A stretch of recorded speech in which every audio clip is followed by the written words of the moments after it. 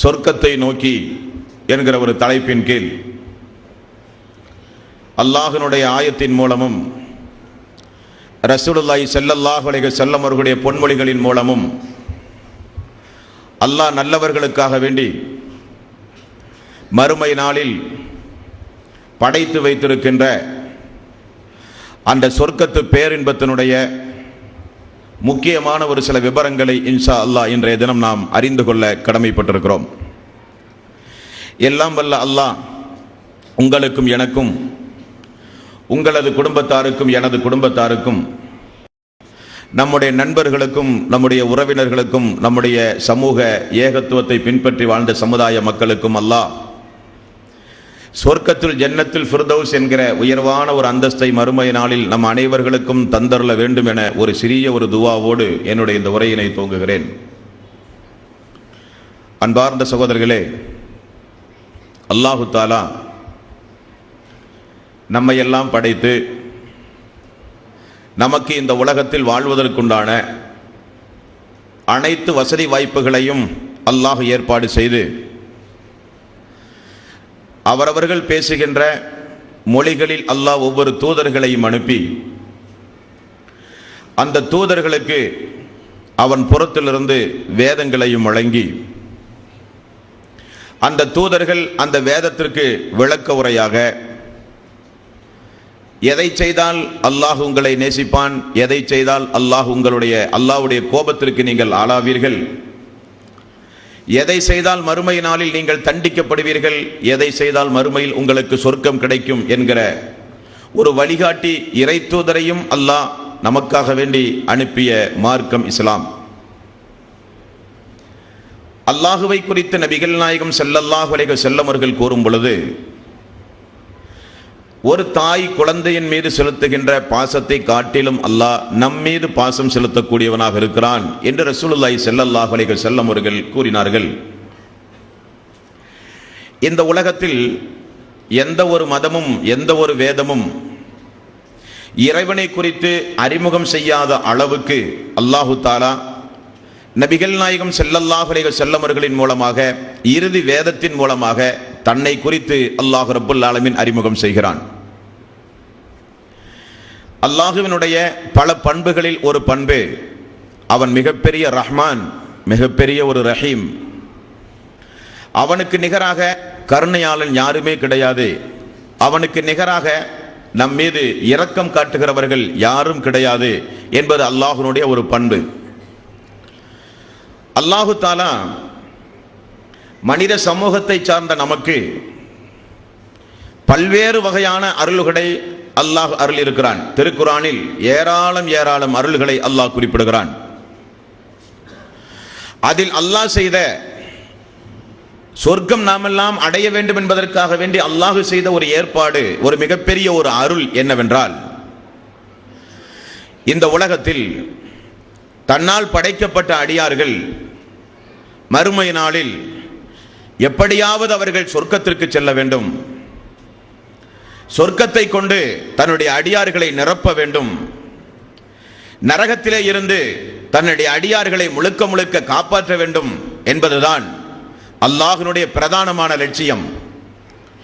ஆனால் அல்லாஹ்வினுடைய கருணையை, அல்லாஹ்வினுடைய ரஹ்மத்தை, அல்லாஹ்வுக்கும் நமக்கு மத்தியில் இருக்கிற உரிமையை, கடமையை, லட்சியத்தை புரியாத குறிப்பான இஸ்லாமிய சமூக மக்கள், அல்லாஹுவால் படைத்து இந்த உலகத்தில் வாழ்ந்து என்றைக்கோ மரணித்து போன நல்லவர்களை அழைத்து பிரார்த்தனை செய்கிறார்கள். அதற்கு ஒரே காரணம், பாவங்கள் மன்னிக்கப்பட வேண்டும், நரகத்திலே இருந்து நம்மை காப்பாற்ற வேண்டும், சொர்க்கத்திற்கு நாம் நம்முடைய குடும்பங்களோடு செல்ல வேண்டும். இது எல்லோருடைய லட்சியம்.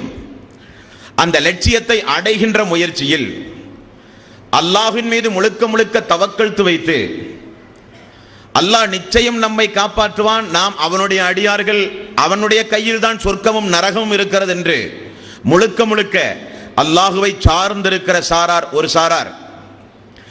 அல்லாஹ்வின் மீது அவநம்பிக்கை வைத்து, அல்லாஹ் நம் மீது கோபமாக இருக்கிறான், நாம் செய்கிற பாவங்களுக்காக வேண்டி அல்லாஹ் நம்மை தண்டித்து விடுவான், அல்லாஹ்வுக்கும் நமக்கு மத்தியில் ஒரு நல்லவர்களை, நல்லடியார்களை பிடித்து அவர்களின் மூலம்தான் அல்லாஹ்வுடைய அன்பையும் கருணையையும் கிருபையையும் பெற முடியும், அவர்களின் மூலம்தான் நம்முடைய பாவங்கள் மன்னிக்கப்பட முடியும் என்று இஸ்லாமிய சமூக மக்கள் நினைத்ததனுடைய விளைவு அல்லாஹ்வுக்கு இணை துணைகளை ஏற்படுத்த ஆரம்பித்தார்கள். ஆக சொர்க்கத்து பேரின்பத்தை நாமெல்லாம் அல்லாஹ்வுடைய ஆயத்தை கொண்டு அறிவதற்கு முன்னதாக அதற்கு அல்லாஹ் நம்மை எப்படியெல்லாம் தயார்படுத்துகிறான் என்பதை உங்களுடைய மேலான கவனத்திற்கு நான் கொண்டு வர கடமைப்பட்டிருக்கிறேன். அன்பார்ந்த சகோதரர்களே, அல்லாஹ்வுடைய முதற்கட்ட ஒரு அருளை பாருங்கள். நாமெல்லாம் இதெல்லாம் நியாயமே கிடையாது என்று சொல்லுகிற அளவுக்கு, இதெல்லாம் ஒரு கூடுதலான ஏற்பாடு என்று நாமெல்லாம் மெச்சுகிற அளவுக்கு அல்லாஹ்வுடைய முதற்கட்ட ஒரு அருள். அல்லாஹு தாலா ஒவ்வொரு மனிதர்களுக்கும் அல்லாஹ் மலக்குமார்களை நியமனம் செய்து வைத்திருக்கிறான். எத்தனை வகையான மலக்கு? நன்மையையும் தீமையையும் எழுதுவதற்கு தனி மலக்கு. நாம் எங்கு சென்றாலும் நம்மோடு நிழல் போல பின்தொடர்ந்து வருகிற, நம்முடைய உயிரை கைப்பற்றுவதற்கென்று பிரத்யேகமாக அல்லாஹ் படைத்திருக்கிற ஒவ்வொரு மனிதனுக்கும் உள்ள ஒரு மலக்கு. இன்னும் ஒரு சில மலக்கு நம்முடைய உள்ளத்தில் நன்மையை தூண்டிக்கொண்டே இருப்பார். அவருக்கு அதுதான் பணி. சைத்தான் எப்படி தீயதை தூண்டிக் கொண்டிருக்கிறானோ அதே போல நம்முடைய உள்ளத்தில் எப்பொழுதும் சொர்க்கத்தை அடைகின்ற நன்மையை தூண்டிக்கொண்டே இருக்கிற ஒரு மலக்கு, அவரும் நம்மோடு இருப்பார். இன்னும் ஒரு சில மலக்கு அல்லாஹ்வுடைய பள்ளியில் நாம் தொடர்பு வைக்கும் பொழுது, தொழுது அமரும் பொழுது, ஃபர்லான தொழுகை எதிர்பார்த்து அமரும் பொழுது நமக்கு அருகில் உடனே வந்து அமர்ந்து, அல்லாஹுவே சுன்னத்தான தொழுகையை தொழுது ஃபர்லான தொழுகை எதிர்பார்த்து கொண்டிருக்கிற இவருடைய ஆயுளை நீட்டி வை, பாவத்தை மன்னிப்பாயாக, அவருடைய ரிசுக்கை நீட்டி வைப்பாயாக, இப்படி ஒரு மலக்கு. இன்னும் ஒரு சில மலக்கு நம்மை எல்லாம் பாதுகாக்கக்கூடிய மலக்கு. அல்லாஹுவை முழுக்க முழுக்க சார்ந்த இந்த உலகத்தில் வாழும் பொழுது நமக்கு முன்னும் நமக்கு பின்னும் வலதுபுறமும் இடதுபுறமுமாக இருந்து மரணிக்கின்ற வரை, சொர்க்கம் செல்லும் வரை நம்மை பாதுகாக்கின்ற ஒரு மிகப்பெரிய ஒரு போர் வீரராக இருந்து நம்மை பாதுகாக்கக்கூடிய மலக்கு. பலதரப்பட்ட மலக்குமார்களுடைய கண்காணுக்கு மத்தியில் நாம் எல்லாம் வாழ்ந்து கொண்டிருக்கிறோம். அல்லாஹு தாலா நான் பேசுகிற பேச்சு, நான் பார்க்கிற பார்வையினுடைய எண்ணம், என்னுடைய உள்ளத்தில் வந்து போகின்ற எண்ணங்கள் எல்லாவற்றையும் நாள், கிழமை, நேரம், நிமிடம் முதற்கொண்டு மிக மிக துல்லியமாக பதிவு செய்கின்ற மலக்குமார்களை அல்லாஹ் நமக்காக வேண்டி நியமித்திருக்கிறான். தப்பிக்கவே முடியாது அல்லாஹ்வுடைய நீதிமன்றத்தில். அப்ப நன்மை எழுதுகிற மலக்குமார்களும் தனியாக உண்டு, தீமை எழுதுகிற மலக்குகளும் உண்டு. அல்லாஹு தாலா நம் அடியார்களின் மீது எவ்வளவு பெரிய கருணையுடையவன் என்பதற்கு முதற்கட்ட ஒரு சம்பவத்தை பாருங்கள். அல்லாஹு தாலா அந்த மலக்குமார்களுக்கு கட்டளை பிறப்பித்திருக்கிறான். என்ன கட்டளை? அவர்கள் என்னுடைய அடியார்கள், அவர்கள் அவர்களுடைய உள்ளத்தில் பாவமான காரியத்தை எண்ணினால் நீங்கள் அதை பதிவு செய்தல் கூடாது. அல்லாஹ்வுடைய முதல் கட்டளையை பாருங்கள். அல்லாஹுவை குறித்து இந்த மனித சமூகத்தினர்கள் முறையாக அறிந்து கொண்டால் அல்லாஹ்வுக்கு இணை கற்பிக்கின்ற காரியம் துனியாவில் நடக்காது. அல்லாஹ்வை தவிர நமக்கு வேறு யாரும் தேவை கிடையாது. பாருங்கள், அல்லாஹ்வுடைய கட்டளையை பாருங்கள். என்னுடைய அடியார்கள் தாய் குழந்தையின் மீது செலுத்துகிற பாசத்தை காட்டிலும் பல மடங்கு அல்லாஹ் நம் மீது பாசம் வைத்திருக்கிறான்.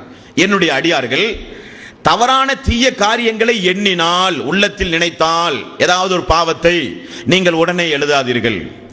அந்த பாவத்தை அவர்கள் செயல்படுத்தும் வரை, அந்த பாவத்தை அவர்கள் செயல்படுத்தும் வரை அதை நீங்கள் பதிவு செய்யாதீர்கள்.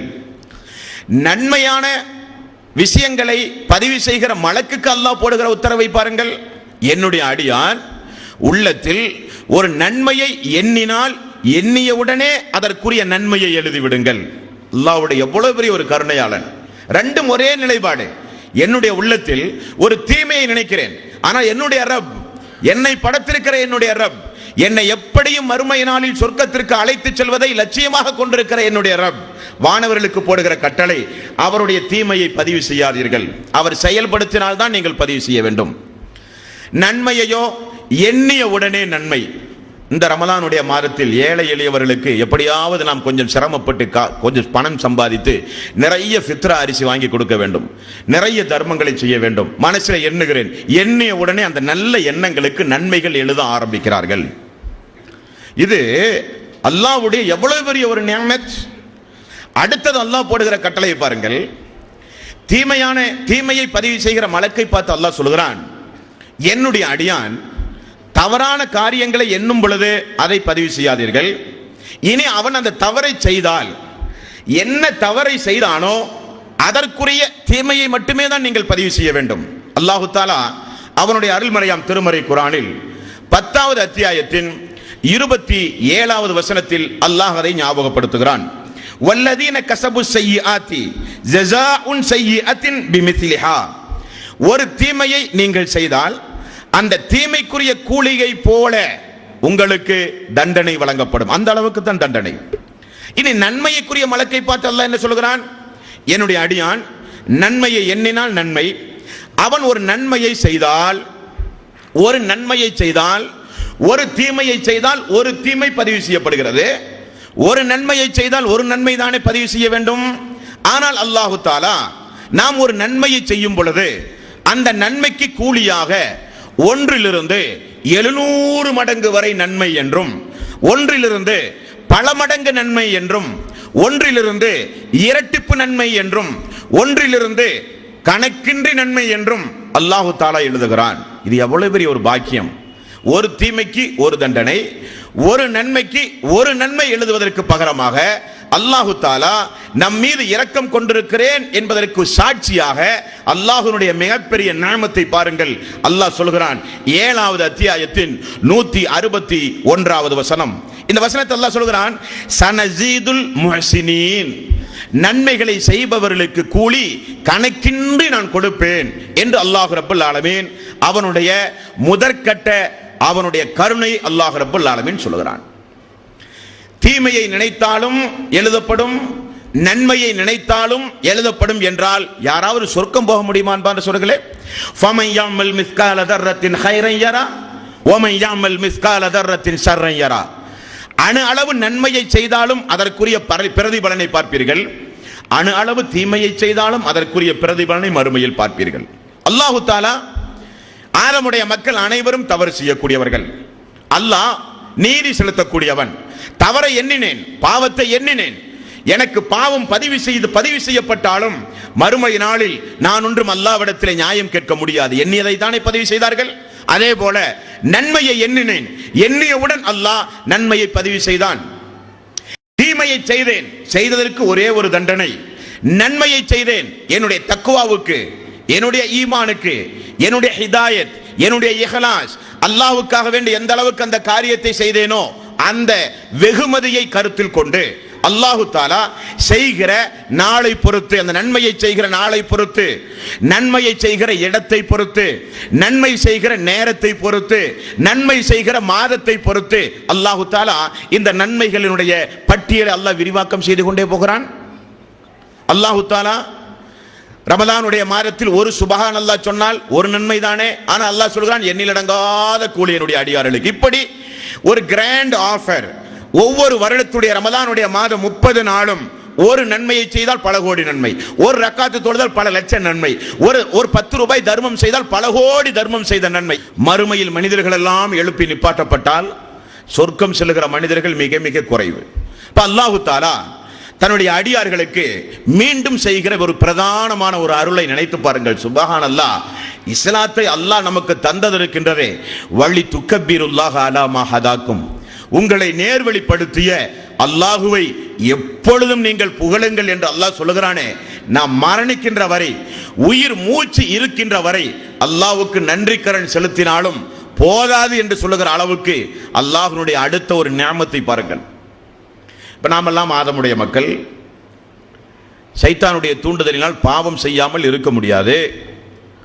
தவறான எண்ணம், கெட்ட குரோதம், பொறாமை எண்ணம், இப்படி எவ்வளவோ எண்ணத்தின் அடிப்படையில் பாவம். கோபம் வருகிற பொழுது பேச்சுக்களின் அடிப்படையில் எவ்வளவோ கோபமான பேச்சுக்களை பேசி பாவம் சம்பாதிக்கிறோம்.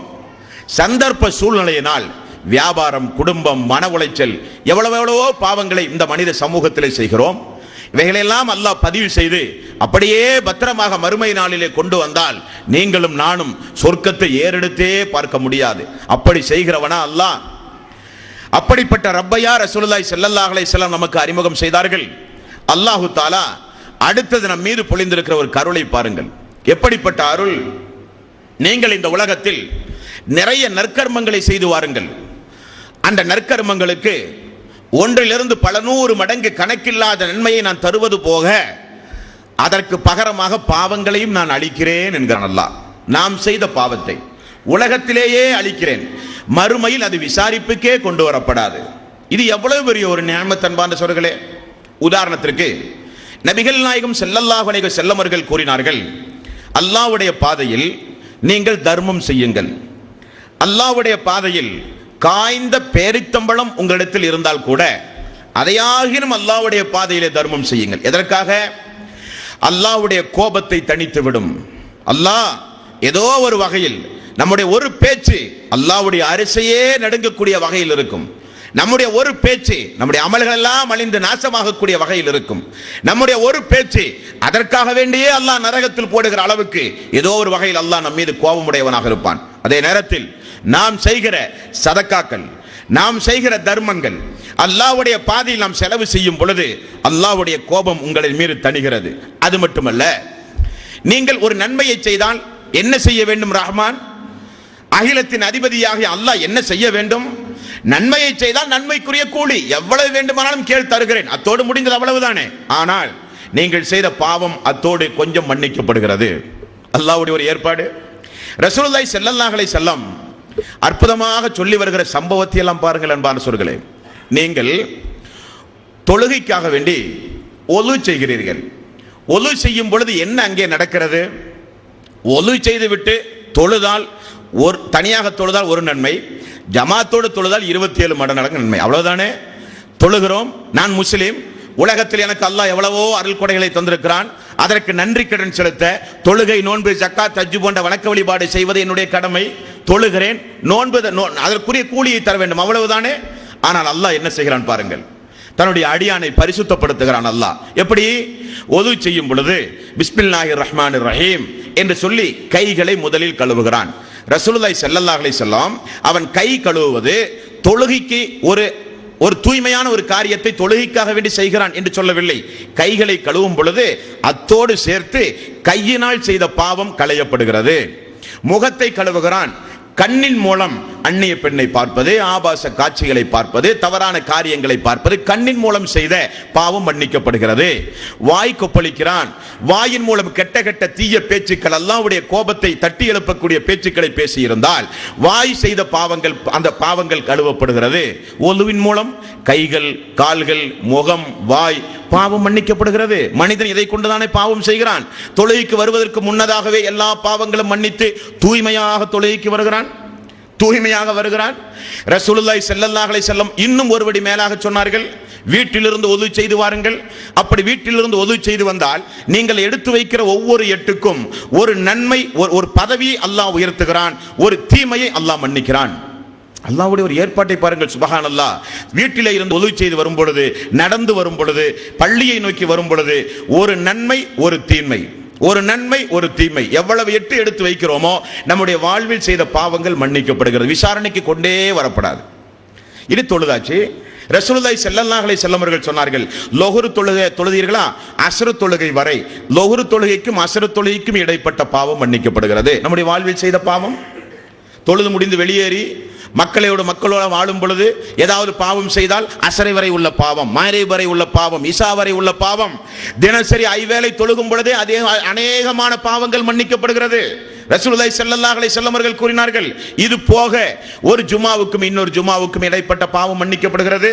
இது தொழுகையில் நம்முடைய பாவம் மன்னிக்கப்படுவதற்குண்டான ஏற்பாட்டு திட்டத்தை அல்லாஹ் வைத்திருக்கிறான். ரசூலுல்லாஹி ஸல்லல்லாஹு அலைஹி வஸல்லம் அவர்கள் இனி எவ்வளவு அற்புதமாக சொன்னார்கள் பாருங்கள். ஒரு அடியான் தன்னுடைய வாழ்நாளில் எவ்வளவோ பாவங்களை செய்திருப்பான். உங்களுடைய முந்திய பாவமெல்லாம் மன்னிக்கப்படுகிற இபாதத்துகள். இந்த இபாதத்தை இஹ்லாஸாக அல்லாஹ்வுக்காக நீங்கள் செய்தால் உங்களுடைய முந்திய பாவமெல்லாம் மன்னிக்கப்படும். அப்படிப்பட்ட சிறப்புக்குரிய இபாதத்துகள் எல்லாம் எது?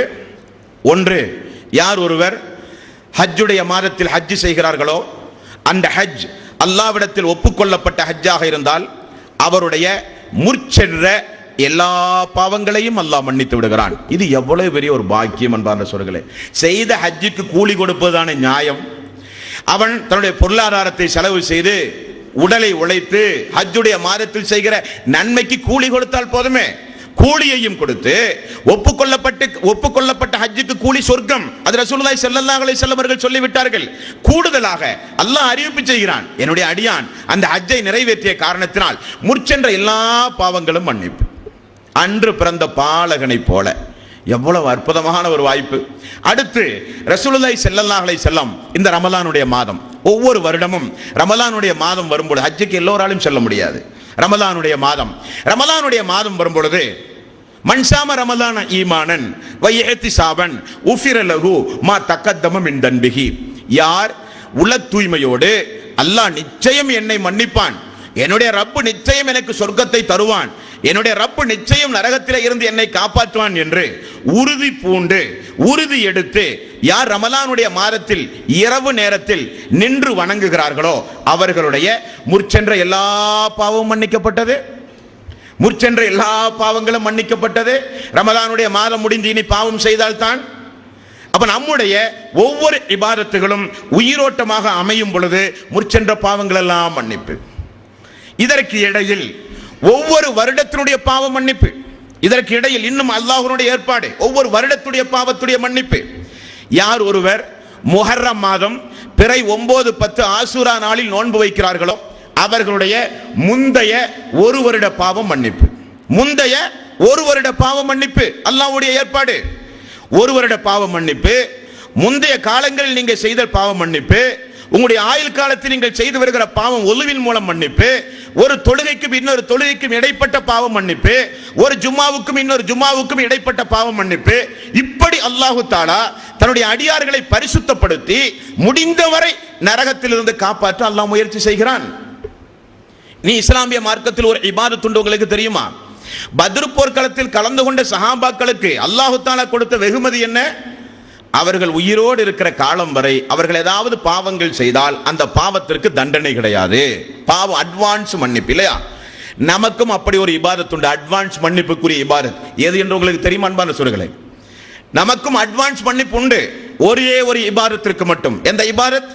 யார் ஒருவர் அரஃபாவுடைய நாளில் ஹாஜிகள் எல்லாம் அரஃபாவில் ஒன்று கூட தினத்தில் நோன்பு வைக்கிறார்களோ அவர்களுடைய முற்சென்ற ஒரு வருடத்தினுடைய பாவம் 2008 பாவம் மன்னிப்பு, 2010 வரப்போகிற ஒரு வருட பாவமும் மன்னிப்பு. எப்படிப்பட்ட ரஹ்மான் அன்பான சோர்களே! அல்லாஹ்வுடைய ரசூல் நமக்கு ஒரு ரப்பை, நமக்கு ஒரு ரஹ்மானை, நமக்கு ஒரு அல்லாஹுவை ரசூலுல்லாஹி ஸல்லல்லாஹு அலைஹி வஸல்லம் அவர்கள் ஏற்பாடு செய்து தந்திருக்கிறார்கள். வணங்க அல்லாஹுவை நம்பி இப்படியெல்லாம் நீங்கள் இபாதத்து செய்தால் உங்களுக்கு இப்படிப்பட்ட ஏற்பாடுகளை அல்லாஹ் ரப்பல் ஆலமீன் துனியாவிலே செய்திருக்கிறான் என்று ரசூலுல்லாஹி ஸல்லல்லாஹு அலைஹி வஸல்லம் அவர்கள் சொன்னார்கள். இப்படி அல்லாஹ் நம்முடைய பாவங்களை மன்னிக்க இவ்வளவு பெரிய ஏற்பாடுகளை இந்த துனியாவில் செய்து வைத்திருக்கும் பொழுது நமக்கு யார் வேண்டும்? இனி அல்லாஹ்வுடைய அடியார்களே, அல்லாஹ்வுடைய நல்லடியார்களே, நமக்கு யார் தேவை? அல்லாஹ்வுக்கு இணையாக துனியாவில் யாரும் தேவையே கிடையாது. அல்லாஹ் தஆலா மறுமை நாளில் கேட்க போகிறான்.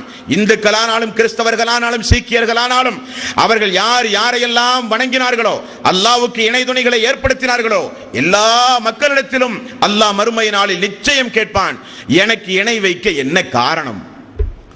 எனக்கு இணை வைத்து வணங்க என்ன நியாயங்களை நீங்கள் சொல்ல போகிறீர்கள் என்று அல்லாஹ் நிச்சயம் ஒவ்வொரு மனிதர்களிடத்திலும் அல்லாஹு தஆலா கேட்பான்.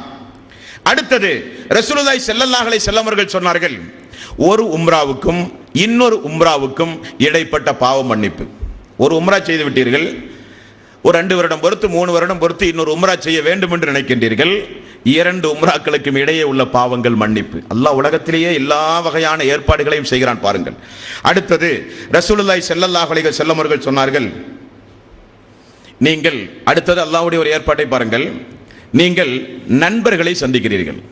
நாம் ஒரு நண்பனை சந்திக்கிறோம், அஸ்ஸலாமு அலைக்கும் வரஹ்மத்துல்லாஹி வபரகாத்துஹு என்று சொல்லி கை கொடுத்து முசாபஹா செய்கிறோம். இது ஏதாவது உண்டுமா? ஒரு முகமன் கூறுகிறோம், நட்பை வலுப்படுத்த அவருக்காக வேண்டி ஒரு துவா செய்து உரையாடுகிறோம். இங்கு ரசூலுல்லாஹி ஸல்லல்லாஹு அலைஹி வஸல்லம் அவர்கள் என்ன சொன்னார்கள் தெரியுமா? 2 விசுவாசிகள், இறை விசுவாசிகள், அவரவர்கள் அல்லாஹ்வுக்காக வேண்டிய அவரவர்களை நேசித்து அவர்கள் எங்காவது தங்களை சந்தித்து சலாம் சொல்லி முசாபகா செய்து அவர்கள் பேசி பிரிகிற நேரம் வரை என்ன நடக்கிறது? என்ன நடக்கிறது? காய்ந்த மரத்தினுடைய இலைகள் உதிர்ந்து விழுவதை போல இருவருடைய பாவம் மன்னிக்கப்பட்டு கொண்டிருக்கிறது. அல்லாஹ்வுடைய ஏற்பாட்டை பாருங்கள், அல்லாஹ்வுடைய ஒரு ஏற்பாட்டை பாருங்கள். சலாம் சொல்லி முகமலர்ச்சியோடு அல்லாஹ்வுக்காக வேண்டி நேசித்த ஒரு அடியானோடு அமர்ந்து நீங்கள் பேசுகிற ஒவ்வொரு நிமிடமும் உங்கள் இருவருடைய பாவம் அங்கே மன்னிக்கப்பட்டு கொண்டிருக்கிறது. என்ன தேவை அன்பார்ந்த சொற்களே, இது என்ன தேவை? அல்லாஹு தாலா முழுக்க முழுக்க நம்மை நரகத்திலிருந்து காப்பாற்ற உள்ள ஏற்பாடு. அடுத்த ஏற்பாட்டை கேட்கிறீர்களா? அல்லாஹ் தஆலா சொல்கிறான், உங்களில் யாருக்காவது காய்ச்சலோ ஏதாவது ஒரு நோயோ வந்து நீங்கள் இது அதற்குரிய வைத்தியங்களை பார்த்து அல்லாஹ் நிச்சயம் இதை ஒரு நன்மைக்காக வேண்டிதான் வைத்திருக்கிறான் என்று சொல்லி பொறுமை காத்தால், அதற்கு ரசூலுல்லாஹி ஸல்லல்லாஹு அலைஹி வஸல்லம் அவர்கள் உடனே சொல்கிறார்கள், நெருப்பு எப்படி விறகை எரித்து சாம்பலாக்குகிறதோ அதே போல உங்களுடைய தீமைகள் அனைத்தும் அங்கே எரித்து சாம்பலாக்கப்படுகிறது.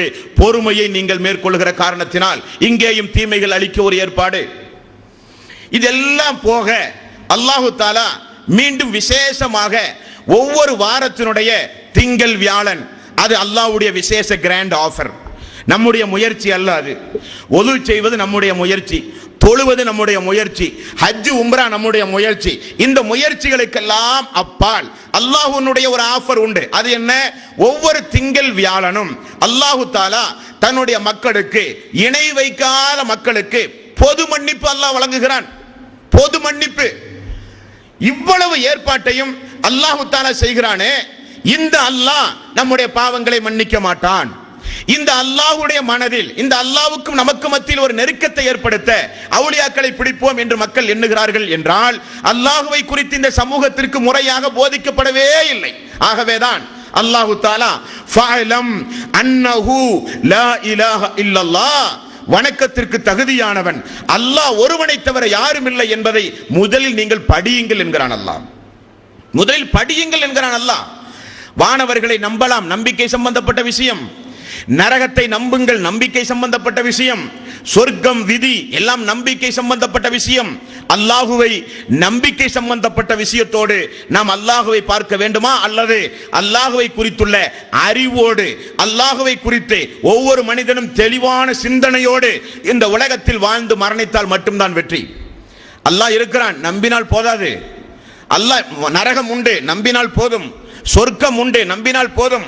அல்லாஹ் இருக்கிறான், நம்பினால் போதாது. அல்லாஹ்வை குறித்து நீங்கள் படியுங்கள் என்று அல்லாஹ் ரப்பல் ஆலமீன் அவனுடைய அருள்மறையாம் திருமறை குர்ஆனிலே சொல்கிறான். அப்ப ரெண்டு அருளை இப்பொழுது நாம் பார்த்தோம். ஒன்று, தீமையை செய்ய எண்ணினால் அதற்காக வேண்டி குற்றம் இல்லை, அல்லாஹ்வுடைய மிகப்பெரிய ஒரு அருள். நன்மையை செய்தால் எண்ணினாலோ நன்மை, செய்தால் ஒன்றிலிருந்து பல கோடி மடங்கு நன்மை. தீமை செய்தால் அதற்குரிய தீமை மட்டும் அல்லாஹ்வுக்கு பிடிக்கவில்லை, அது மட்டும் தன்னுடைய அடியார்கள் பாவம். ஆதமுடைய மக்கள் ஏதோ ஒரு வகையில் பலகீனத்தினால் பாவம் செய்து போனார்கள் போட்டு. இனி துனியாவில் அவர்கள் செய்கிற நல்லறங்கள் அதற்கு கூலி கொடுப்பதோடு சேர்த்து பாவத்தையும் சேர்த்துள்ள மன்னிப்பு. மறுமை நாளில் போய் நின்று கொண்டால் மலக்குமார்கள் பட்டியலை கொண்டு வரும் பொழுது பாவமே காணாது. எந்த பாவத்தையும் நீங்கள் மறுமையிலே நீங்கள் பார்க்க முடியாது. அல்லாஹ்வுடைய ஒரு ஏற்பாடு. இனி அல்லாஹு தஆலா தன்னுடைய அடியார்களுக்கு சொல்லுகிற ஒரு செய்தியை பாருங்கள். சுப்ஹானல்லாஹ். உண்மையிலேயே அல்லாஹ்வை பற்றி நீங்கள் படிக்க படிக்க உங்களுடைய ஈமான் அதிகரிக்கும் என்பான்ற சொல்கிறேன். இணை வைக்கிற மக்களின் மீது பரிதாபம் நமக்கு ஏற்படும். அல்லாஹ்வை குறித்து அறியாமல், அல்லாஹ்வுடைய கருணை, அல்லாஹ்வுடைய ரஹமத்தை குறித்து அறியாமல் மக்கள் இந்த அளவுக்கு அறியாமல் கிடக்கிறார்களே என்று வேதனை தான் நமக்கு ஏற்படும். அல்லாஹ் சொல்கிறான் பாருங்கள், நீங்கள் சும்மா இருந்தீங்களே உங்களுடைய பாவங்களை மன்னிக்கிறேன் என்கிறான். ஒன்றும் செய்ய வேண்டாம், சும்மா இருந்தாலே உங்களுடைய பாவத்தை மன்னிக்கிறேன் என்கிறான். இதற்கு பிறகு அல்லாஹ்வுடைய ரஹமத்தை சொல்ல உங்களுக்கு ஏதாவது வசனம் வேண்டுமா? ஒரு இடத்துல அல்லாஹ் சொல்கிறான், இஸ்லாமிய மார்க்கத்தில் ரசூலுல்லாஹி ஸல்லல்லாஹு அலைஹி வஸல்லம் பெரும் பாவங்கள் என்று பட்டியல் போட்ட நிறைய பாவ சம்பவம் உண்டு. அல்லாஹு தஆலா மரணிக்கின்ற வரை அதன் பக்கம் நெருங்காமல் நம் அனைவர்களையும் அல்லாஹ் காப்பாற்ற வேண்டும். அன்பார்ந்த சகோதரர்களே, இஸ்லாத்தில் ரெண்டு வகையான பாவங்கள் உண்டு. ஒன்று பெரும் பாவம். இந்த பெரும் பாவம் இவ்வளவு நேரம் நாம் பார்த்தோமே, திங்கள் வியாழன் மன்னிப்பு, சகோதரர்களோடு பேசும்போது மன்னிப்பு, ஒது செய்யும் பொழுது மன்னிப்பு, தொழும் பொழுது பாவ மன்னிப்பு, ஹஜ்ஜுக்கு போகும்போது பாவ மன்னிப்பு, உம்ரா செய்யும் பொழுது பாவ மன்னிப்பு, ஜும்மா தொழும் பொழுது பாவ மன்னிப்பு, காய்ச்சல் நோய் வந்தால் பொறுமையோடு இருந்தால் பாவ மன்னிப்பு, திங்கள் வியாழன் பாவ மன்னிப்பு. இந்த பாவ மன்னிப்பெல்லாம் பெரும் பாவம் அல்லாத சிறு சிறு பாவங்களை செய்யும் பொழுதுள்ள மன்னிப்பு தான். பெரும்பாவங்கள் மன்னிக்கப்பட வேண்டுமானால் அதற்கு இஸ்லாமிய மார்க்கத்தில் அடிப்படையாக நமக்கு சொல்லித் தரப்பட்டிருக்கிறது, தௌபா செய்ய வேண்டும் அல்லாஹ்விடத்தில். அந்த விஷயம் குறித்து, அல்லாஹ்வே பெரும்பாவத்தில் ஈடுபட்டு விட்டேன், இதற்காக வேண்டி வருந்துகிறேன், இனி உன்மீது சத்தியமிட்டு சொல்கிறேன், இனி செய்யவே மாட்டேன் என்று அதற்காக வேண்டி அழுது தௌபா செய்தால் மட்டும்தான் பெரும் பாவங்கள் மன்னிக்கப்படும். பெரும் பாவங்கள் நல்லறங்களின் மூலம் மன்னிக்கப்படாது. பெரும்பாவம் மன்னிக்கப்பட வேண்டுமானால் அது தௌபாவின் மூலம் தான் மன்னிக்கப்படும். அப்போ அல்லாஹ் ரப்பல் ஆலமீன் நமக்கு அருமையான ஒரு ஆலோசனை அல்லாஹ் சொல்கிறான், நீங்கள் என்னுடைய அடியார்கள், பெரும் பாவங்களை செய்யாமல் வெறுமனே இருங்கள், உங்களுடைய சிறு சிறு பாவங்களை நான் மன்னிக்கிறேன். பெரும்பாவம் செய்யாமல் இருப்பதற்கு நமக்கு தருகிற ஒரு பரிசு. பெரும்பாவம் செய்தால் கடுமையான எச்சரிக்கை. இது ஒரு இறைவனாகிய ஒரு ரப்பாகிய அடியார்களின் மீது உரிமையோடு அவன் சொல்லலாம், இதை செய்தால் இந்த அநியாயத்திற்கு இந்த தண்டனை, இதை செய்தால் சொர்க்கத்தும் உங்களுக்கு கிடைக்காது, இதை செய்தால் நரகத்தினுடைய அடித்தளத்திற்கு செல்வீர்கள், இது ஒரு ரஹ்மான் சொல்லலாம். ஆனால் அல்லாஹ் சொல்கிறான், இதை செய்யாமல் இருந்தால் அதற்கு ஒரு பரிசு வேணுமா இல்ல உங்களுக்கு? நீங்கள் என்னுடைய அடியார்கள், என்னை பயந்துதானே செய்யாமல் இருந்தீர்கள், நரகத்தை பயந்துதானே அதை செய்யாமல் இருந்தீர்கள். நரகத்தை பயந்து, என்னை பயந்து, சொர்க்கம் வேண்டும் என்கிற ஆர்வத்தோடு ஆசையோடு அந்த பெரும் பாவத்தில் இருந்து ஒதுங்கி வாழ்ந்த காரணத்தினால் உங்களுக்கு நான் சும்மா வெறும் சிறு பாவங்களை மன்னிக்கிறேன். இது அல்லாஹ் திருக்குர்ஆனில் சொல்கிறான். 4வது அத்தியாயத்தின் 31வது வசனம், இன் தஜ்தனிபு கபாயிர மா துன்ஹவுன அன்ஹு நுகஃபிர் அன்கும் ஸய்யிஆத்திக்கும் வ நுத்ஹில்கும் முத்ஹலன் கரீம். பெரும் பாவத்திலே இருந்து நீங்கள் விலகி வாழ்ந்தால் உங்களுக்காக சிறு பாவங்களை நான் போக்கி விடுவேன், உங்களை மன்னிக்கிறேன். அது மட்டுமல்ல, மதிப்புமிக்க இடத்தில் உங்களை நான் ஒன்று கூட்டுவேன். அல்லாஹ் சொல்லுகிறான். பெரும் பெரும் பாவங்களிலே இருந்து தவிர்ந்தால், பெரும் பாவம் என்ன? அல்லாஹ்வுக்கு இணை வைப்பது, கொலை செய்வது, விபச்சாரம் புரிவது, அண்டை வீட்டு பெண்ணோடு விபச்சாரம் புரிவது, குழந்தைகளை கொல்லுவது, பெற்றோர்களை நோவினை செய்வது, வட்டி வாங்குவது, கொடுப்பது, சாட்சி கையெழுத்து போடுவது, வசூலிப்பது, கணக்கு பார்ப்பது, வட்டி சம்பந்தப்பட்ட அனைத்து துறைகளிலும் ஈடுபடுவது பெரும் பாவத்துடைய பட்டியல். அந்த பெரும் பாவத்தை அல்லாஹ்வுக்காக வேண்டி ஒதுக்கி நீங்கள் இருந்தால் உங்களுக்காக சிறு பாவங்களை எல்லாம் நான் மன்னிக்கிறேன் என்று அல்லாஹ் தஆலா சொல்லுகிறான். இது அவனுடைய ரஹமத்தா இல்லையா? இது அல்லாஹ்வுடைய கிருபையா இல்லையா? இதெல்லாம் அல்லாஹ் தஆலா எதற்காக வேண்டி செய்கிறான்? பின்னால் சொல்ல போகின்ற அந்த சொர்க்கத்து பேரின்பத்தை தன்னுடைய அடியார்கள் அடைந்து நிம்மதியோடு சந்தோஷமாக அந்த சொர்க்கத்தில் இருக்க வேண்டும் என்பதற்காக வேண்டி அல்லாஹ் செய்கிற ஒரு ஏற்பாடு. இனி அல்லாஹ்வுடைய ஒரு நியமத்துண்டு கேட்டா நீங்கள் எல்லாம் அதிர்ந்து போய் விடுவீர்கள். திருக்குர்ஆனை நல்லா படிக்க வேண்டும் நீங்கள் ஒவ்வொருவரும். அல்லாஹ்வுடைய வேதத்தோடு ரசூலுல்லாஹி ஸல்லல்லாஹு அலைஹி வஸல்லம் பொன்மொழிகளோடு நீங்கள் தொடர்பு மட்டும் வைத்திருந்தால் உங்களை எந்த தீய சக்தியாலும் உங்களை வழிகெடுக்கவே முடியாது. அந்த அளவுக்கு அல்லாஹ்வை குறித்துள்ள ஒரு பாசம், அல்லாஹ்வை குறித்துள்ள ஒரு நேசம், அல்லாஹ்வை குறித்துள்ள அல்லாஹ்வுக்கும் நமக்கு மத்தியிலே இருக்கிற ஒரு நெருக்கம் அந்த அளவுக்கு அதிகமாகும் என்பாங்க சொல்கிறே. சுப்ஹானல்லாஹ். அல்லாஹ் சொல்லுகிறான் பாருங்கள் திருக்குர்ஆன் ஒரு இடத்தில், இந்த ஒரு வசனத்தை மட்டுமே, நான் இப்பொழுது சொல்ல போகிற இந்த ஒரு வசனத்தை மட்டும் இஸ்லாமிய சமூகம் மனப்பாடம் செய்து கொண்டு தன்னுடைய வாழ்வில் மகனுக்கு, மக்களுக்கு, நண்பர்களுக்கு போதித்தாலே இணை வைத்தல் ஓடி போய்விடும். இணை வைத்துடைய அடிப்படை காரணம் என்ன? இஸ்லாமிய சமூக மக்களுடைய அடிப்படை காரணம் என்ன? கந்தூரி விழா எடுப்பது, தர்காவில் போய் வணங்குவது, தர்காவுக்கு காணிக்கை செலுத்துவது, அவுலியாக்களுக்கு வருஷத்திற்கு ஒரு முறை துவா ஓதுவது, திக்ர்கள் ஓதுவது, மௌலூது, எல்லாம் எதற்கு?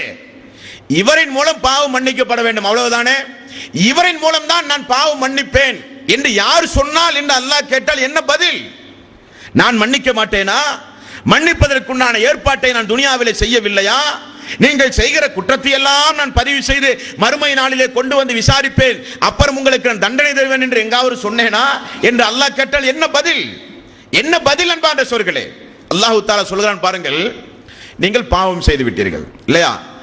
பாவம் செய்தால் பிரார்த்தனை செய்யும் பொழுது அந்த பாவத்தை மன்னித்து உங்களை பாதுகாக்க வேண்டும். அது போதும் அவனுடைய இரக்க குணத்திற்கு, கருணையாளனுக்கு அது போதும்.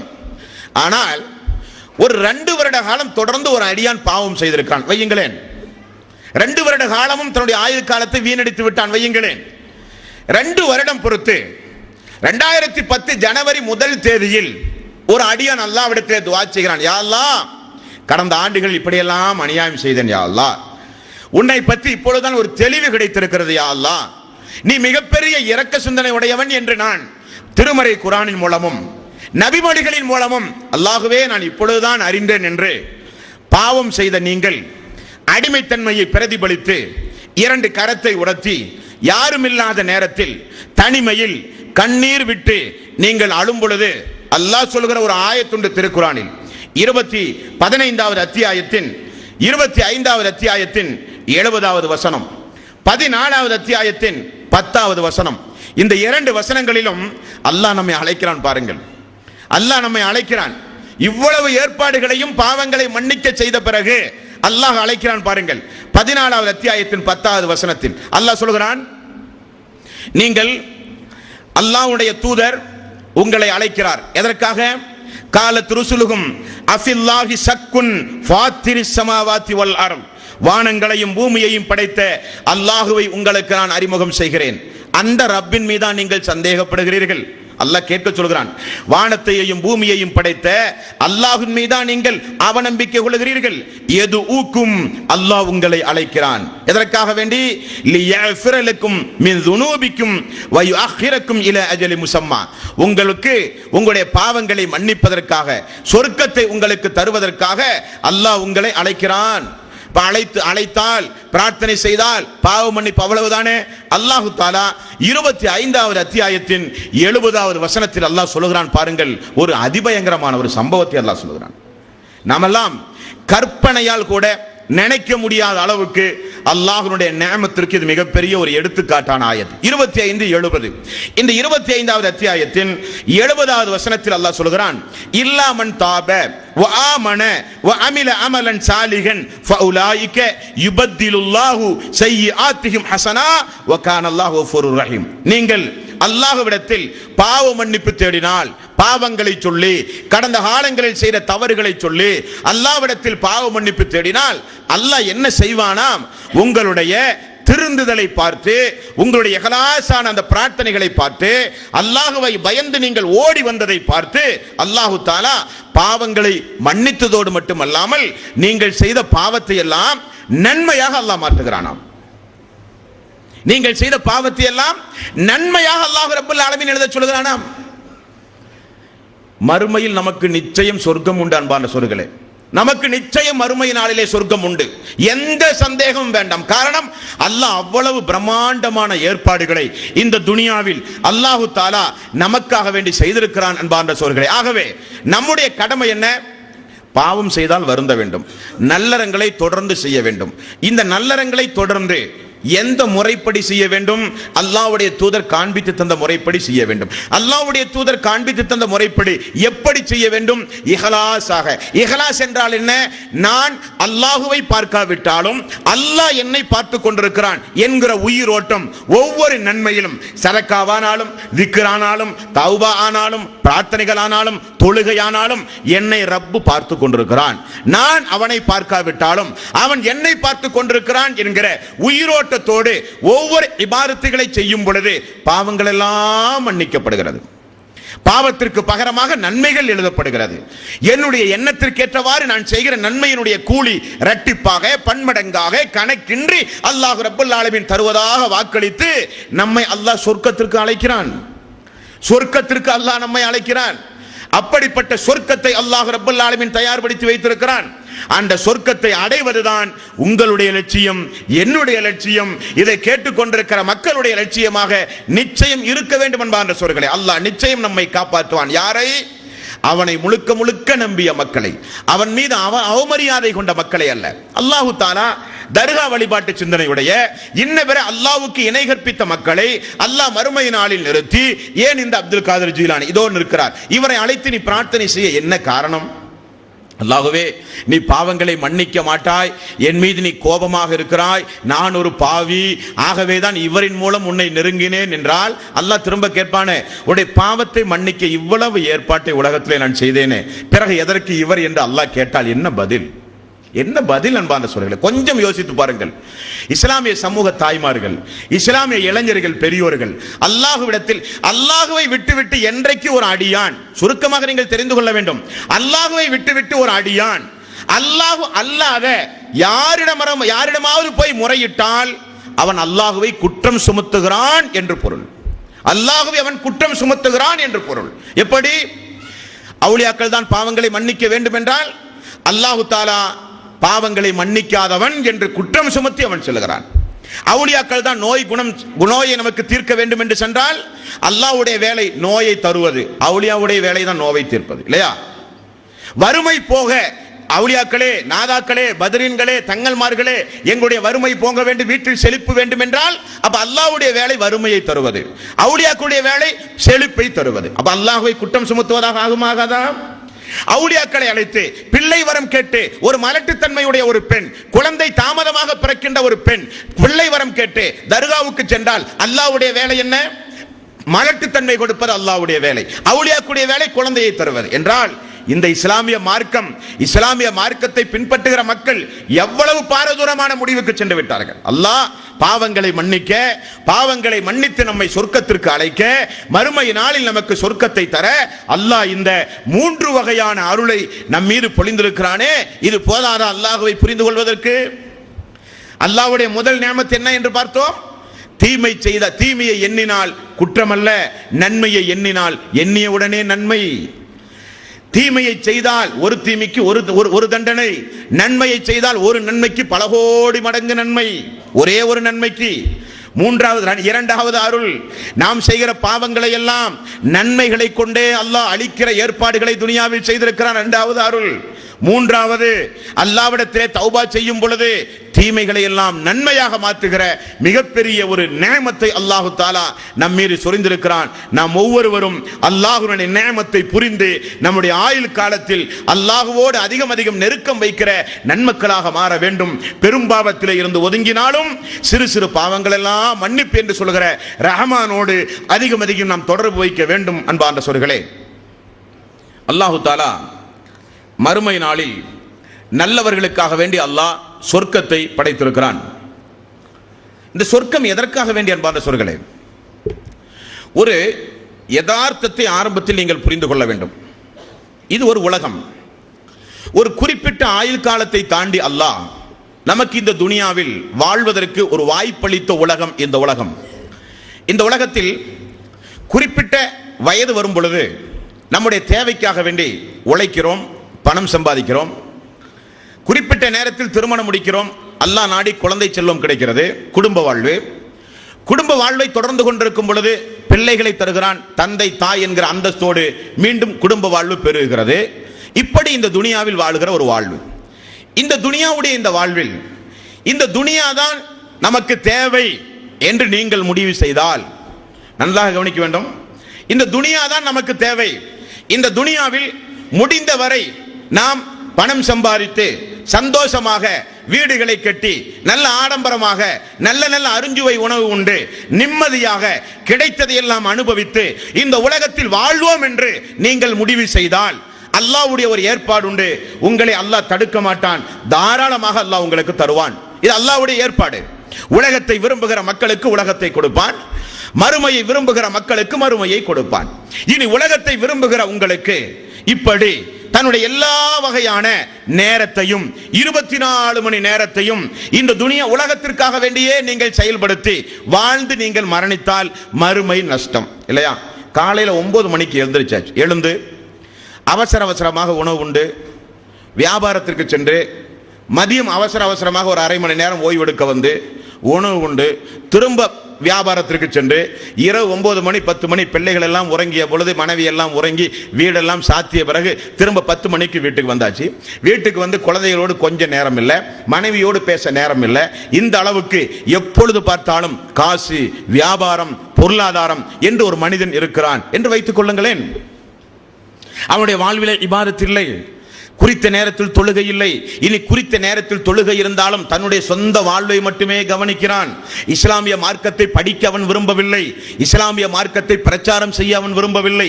தன்னுடைய தொழில், தன்னுடைய வீடு, தான் சம்பாதிக்கின்ற சொத்து, இப்படியே மனிதன் தன்னுடைய ஆயுள் காலத்தை கழித்தால் மறுமையிலே இந்த சொர்க்கம் கிடைக்குமா அன்பான சகோதரர்களே? இனி இப்படி இரவு பகலாக சம்பாதிக்கின்றீர்களே, இந்த சம்பாதிக்கின்ற இந்த பொருளாதாரம் எல்லாம் ஒரு கட்டத்தில் உங்களுடைய கைக்கு வந்து சேரும். எப்பொழுது? நீங்கள் ஒரு தள்ளாத வயது, 40 வயது, 45 வயது, 45 வயதை அடைந்த நீங்கள் 25 வயதில் உழைத்ததை போல உங்களால் உழைக்க முடியாது. சிறிது ஒரு தளர்ச்சி. அப்ப 45 வயது வரும் பொழுது நாம் சம்பாதித்த பொருளாதாரத்தை வைத்து முழுக்க முழுக்க அனுபவிக்க முடியுமா என்றால் முடியாது. காரணம், நோய் வரக்கூடும், உடல்ல பலகீனம் வரக்கூடும், முதுமை வரக்கூடும், ஒன்றும் இல்லையா, மரணம் வரும் இல்லையா. கிடைக்கிற பணத்தை எல்லாம் இந்த உலகத்தில் அனுபவிக்க முடியுமா என்றால் உலகத்தில் அனுபவிக்க முடியாது. பல காரணங்கள் உண்டு. நோய் உண்டு, முதுமை உண்டு, ஏதாவது ஒரு விபத்து நடந்தால், கோமா ஸ்டேஜில் கடந்தால் ஒன்றும் உள்ளே செல்லாது, மரணம் வந்தால் ஒன்றும் நடக்காது. இது துனியா. அப்ப மனிதன் என்ன நினைக்கிறான் என்றால், ஒரு நல்லவன் என்ன நினைக்கிறான் என்றால், நாம் அல்லாஹ்வுக்காக வேண்டியே வாழ்கிறோம், நல்ல அமல்களை செய்கிறோம், நமக்கு அல்லாஹ் தஆலா நோய் நொடி இல்லாத, மரணம் இல்லாத, பலகீனம் இல்லாத, முதுமை இல்லாத, எந்த கெட்ட எண்ணங்களும் இல்லாத ஒரு நல்ல ஒரு நிரந்தரமான வாழ்வை அல்லாஹ் தஆலா நமக்கு தர வேண்டும் என்று நல்லவர்கள் நினைக்கிறார்களே, அந்த எண்ணத்திற்கு பிரதிபலிப்பாக அல்லாஹ் கொடுப்பதுதான் சொர்க்கம். அல்லாஹ் கொடுப்பதுதான் சொர்க்கம். இந்த உலகத்தில் ஹராமான மதுபானங்களை அருந்தி, இந்த உலகத்தில் அல்லாஹ் தடுத்த எல்லா உணவுகளையும் தாராளமாக அருந்தி, நல்லவர்கள் இந்த உலகத்தில் ஹராமுகளை ஒதுக்கி, பானமானாலும் உணவானாலும் ஆடையானாலும் ஆபரணமானாலும் எதாக இருந்தாலும், தங்கம் ஆண்களுக்கு ஹராம், பட்டு அல்லாஹ்வுடைய ரசூல் ஹராம் என்றார்கள், ஹராமான பொருளாதாரம் ரசூலுல்லாஹி ஸல்லல்லாஹு அலைஹி வஸல்லம் கூடாது என்றார்கள், விபச்சாரம் ஏறெடுத்தும் பார்க்க கூடாது, மதுபானம் ஹராம் என்று ரசூலுல்லாஹி ஸல்லல்லாஹு அலைஹி வஸல்லம் அவர்கள் சொன்னார்கள். அப்படியா? அல்லாஹ்வுக்காக வேண்டி பயந்து வாழ்ந்தாயா? மறுமையில் அல்லாஹ் எழுப்புகிறான், எழுப்பி சொர்க்கத்திற்குள் விடுகிறான். உனக்கு இங்கே மதுபானம் தரப்படும், போதை இருக்காது, இங்கே உனக்கு ஹராம் ஹலால் கிடையாது. உலகத்தில் இதற்காக வேண்டி ஹராம் ஹலால்களை பேணி வாழ்ந்த உனக்கு ஒரு சந்தோஷமான ஒரு வாழ்வு இந்த சொர்க்கத்தில் உமக்குண்டு என்று அல்லாஹ் சொல்கிறானே, அதுதான் அந்த சொர்க்கமே. அந்த சொர்க்கம், சொர்க்கம் என்பது யாருக்குரியது? சொர்க்கம் என்பது இந்த துனியாவில் அல்லாஹ்வுக்காக வேண்டி மட்டுமே தன்னுடைய வாழ்வை அர்ப்பணித்தானே, முழுக்க முழுக்க ஏழ்மை நிலை இருந்தும், கஷ்டமான நிலை இருந்தும், எவ்வளவு பெரிய நெருக்கடியான சூழ்நிலைகள் இருந்தும், எனக்கு தேவை சொர்க்கம், எனக்கு தேவை மறுமை, எனக்கு தேவை அல்லாஹ், எனக்கு தேவை அல்லாஹ்வுடைய கருணை என்று தன்னுடைய வாழ்வை முழுக்க முழுக்க அர்ப்பணித்தானே, அவனை அல்லாஹ் நன்றி சொல்லி நற்செய்தியோடு வழி அனுப்புகிற இடம் அந்த சொர்க்கம். வழி அனுப்புகிற இடம் அந்த சொர்க்கம். இந்த உலகத்தில் கிடைத்ததை எல்லாம் அனுபவித்து ஹராம் ஹலால்களை பேணாமல் ரசூலுல்லாஹி ஸல்லல்லாஹு அலைஹி வஸல்லம் அவர்கள் சொன்னார்களே, ஒரு காலம் வரும், ஒரு காலம் வரும், அது கியாம நாளின் அறிகுறி. அப்பொழுது மக்கள் ஹராமையும் பார்க்க மாட்டார்கள், ஹலாலையும் பார்க்க மாட்டார்கள் என்று ரசூலுல்லாஹி ஸல்லல்லாஹு அலைஹி வஸல்லம் அவர்கள் சொன்னார்களே. அப்படி வாழ்ந்தால் நமக்கு கிடைக்காது சொர்க்கம். ரசூலுல்லாஹி ஸல்லல்லாஹு அலைஹி வஸல்லம் அவர்கள் சொன்னார்களே, எந்த நிலையிலும் தொழுகையை விட்டு விடாதீர்கள், எந்த நிலையிலும் தொழுகையை விட்டு விடாதீர்கள். ஃபஜ்ருடைய தொழுகை உங்களுக்கு சான்று பகரும். அஸருடைய தொழுகை எவன் தவற விட்டு விட்டானோ அவன் உலகத்தில் இருக்கிற அனைத்தையும் இழந்தவனை போல் ஆவான் என்று ரசூலுல்லாஹி ஸல்லல்லாஹு அலைஹி வஸல்லம் அவர்கள் சொன்னார்களே. இறை இல்லங்களின் மூலம் ஒவ்வொரு நேரமும் ஒவ்வொரு வக்துக்கும் ஹய்யாலஸ் ஸலா, தொழுகையின் பக்கம் வாருங்கள், ஹய்யாலல் ஃபலா, வெற்றியின் பக்கம் வாருங்கள் என்று அழைப்பு காதில் விழுந்த பொழுது கூட ஜமாத்தோடு சேர்ந்து ஓடோடி வந்து தொழுது தீமைகள் எல்லாம் அழிக்கப்பட்டு பரிசுத்தவானாக மறுமை நாளில் இந்த துனியாவில் மரணிப்பதற்கு பகரமாக தொழுகையை புறக்கணித்து வாழ்ந்தானே, அவனுக்கல்ல சொர்க்கம். ஓடோடி வந்து முதல் சஃபில் இமாமுடைய வலது பக்கத்தில் இருக்கிற மக்களுக்கு வானவர்களுடைய பிரார்த்தனை என்று ரசூலுல்லாஹி ஸல்லல்லாஹு அலைஹி வஸல்லம் அவர்கள் சொன்னார்களே, அந்த ஜமாத்தை பின்பற்றி தன்னுடைய வறுமை காலத்திலும் செல்வமான நிலையிலும் சோதனையான கட்டத்திலும் எவ்வளவு பெரிய மன உளைச்சலுக்கு ஆனாலும் ஓடி வந்து சுஜூதில் கிடந்து தன்னுடைய மனக்குமுறலை அல்லாஹ்விடத்திலே ஒப்படைத்து அழுது தொழுது சுஜூதோடு தொடர்பு வைத்தானே, அவனுக்குரியது அந்த சொர்க்கம். யாருக்குரியது அந்த சொர்க்கம்? இந்த துனியாவில் ஏதாவது ஒரு வறுமை வந்தால், ஒரு பொருளாதார கஷ்டம் வந்தால், அதை நீர்ப்பதற்காக வேண்டி ஓடி போய் வட்டியில் போய் மிகப்பெரிய படு பாதாளத்தில் போய் அல்லாஹ்வோடு தூதரோடு போர் செய்கிற அந்த கர்ணகொடூரமான அந்த வட்டியின் அடிப்படையில் தன்னுடைய வாழ்க்கையை செலுத்திய மக்களுக்கு அந்த சொர்க்கமா?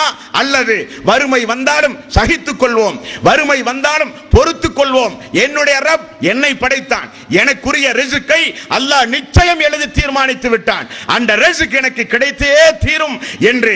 அந்த எவ்வளவு பெரிய கஷ்டம் வந்தாலும் சோதனைகள் வந்தாலும் வலனபுலுவன்னக்கும் பிஷைஇம் மினல் ஹௌஃபி வல் ஜூஇ வனக்ஸிம் மினல் அம்வாலி வல் அன்ஃபுஸி வஸ்ஸமராத் வபஷ்ஷிரிஸ் ஸாபிரீன்.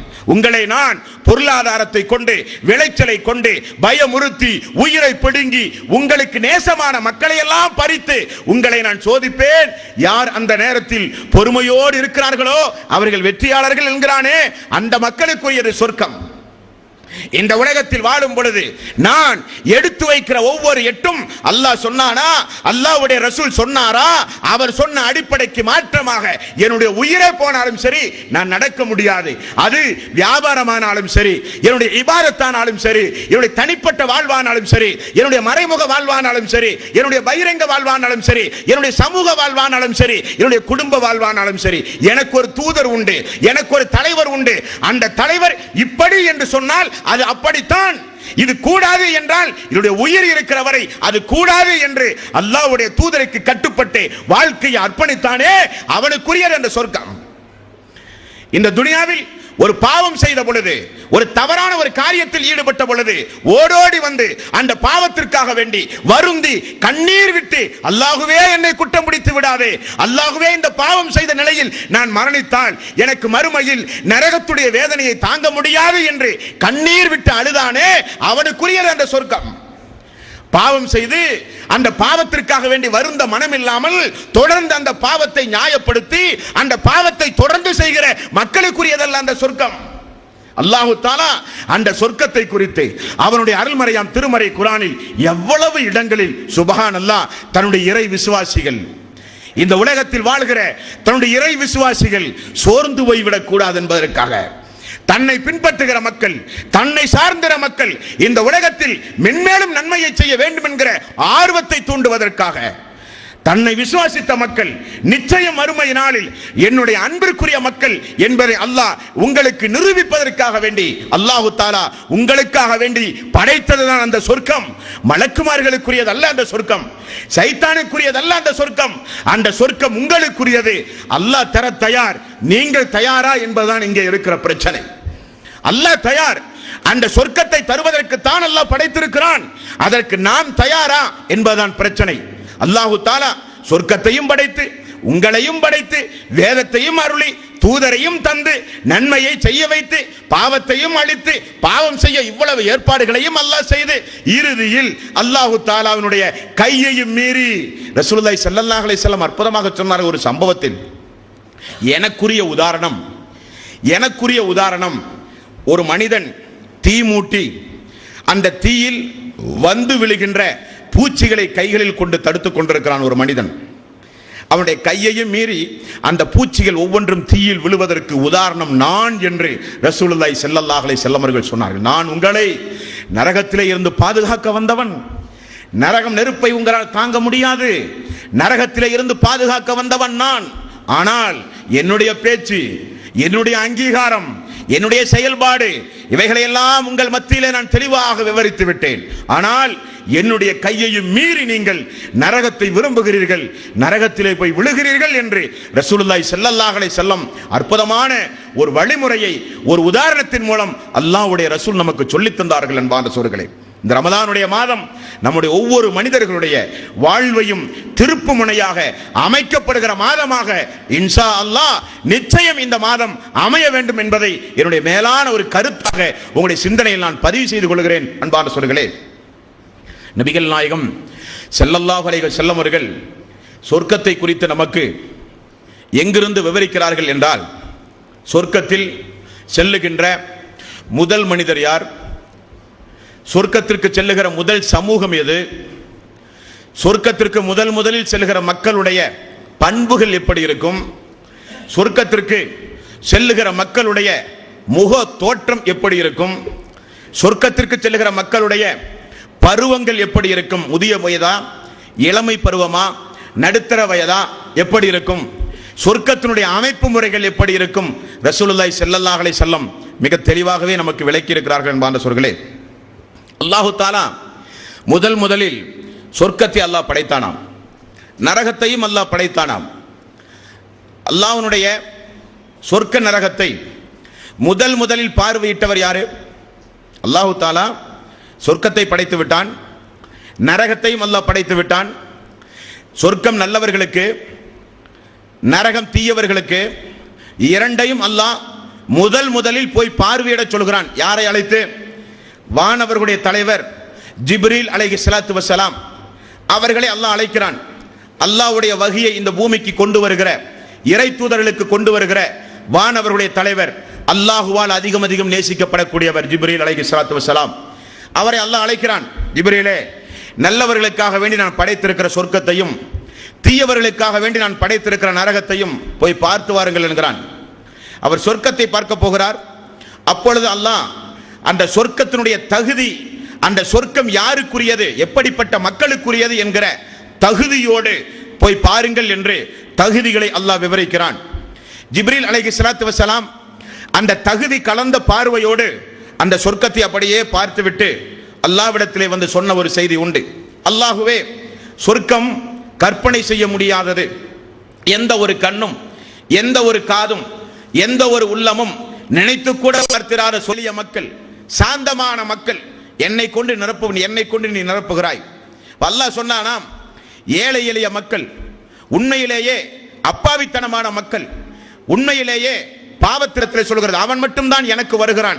உடனே அல்லாஹ் சொன்னான், நீ என்னுடைய வேதனை, நீ என்னுடைய தண்டனை, என்னை மீறி, வேதத்தை மீறி, தூதரை மீறி இந்த உலகத்தில் யாரெல்லாம் வாழ்ந்தார்களோ அவர்களை உன்னை கொண்டுதான் நான் வேதனையே செய்வேன் என்று அல்லாஹ் சொல்லுகிற சம்பவமும் சொர்க்க நரகம் குறித்து ஆரம்பமாக உங்களுடைய கவனத்திலே நீங்கள் பதிவு செய்து கொள்ள வேண்டும்.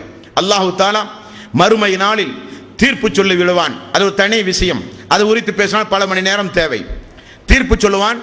தீர்ப்பு சொன்ன பிறகு சொர்க்கத்திற்கும் நரகத்திற்கும் இடையில் அல்லாஹ் ஒரு பாலத்தை கொண்டு வருவான். பாலத்தை கடந்துதான் எல்லோரும் சொர்க்கத்திற்கு செல்ல வேண்டும், நரகத்தை கடந்தான் எல்லோரும் சொர்க்கத்திற்கு செல்ல வேண்டும்.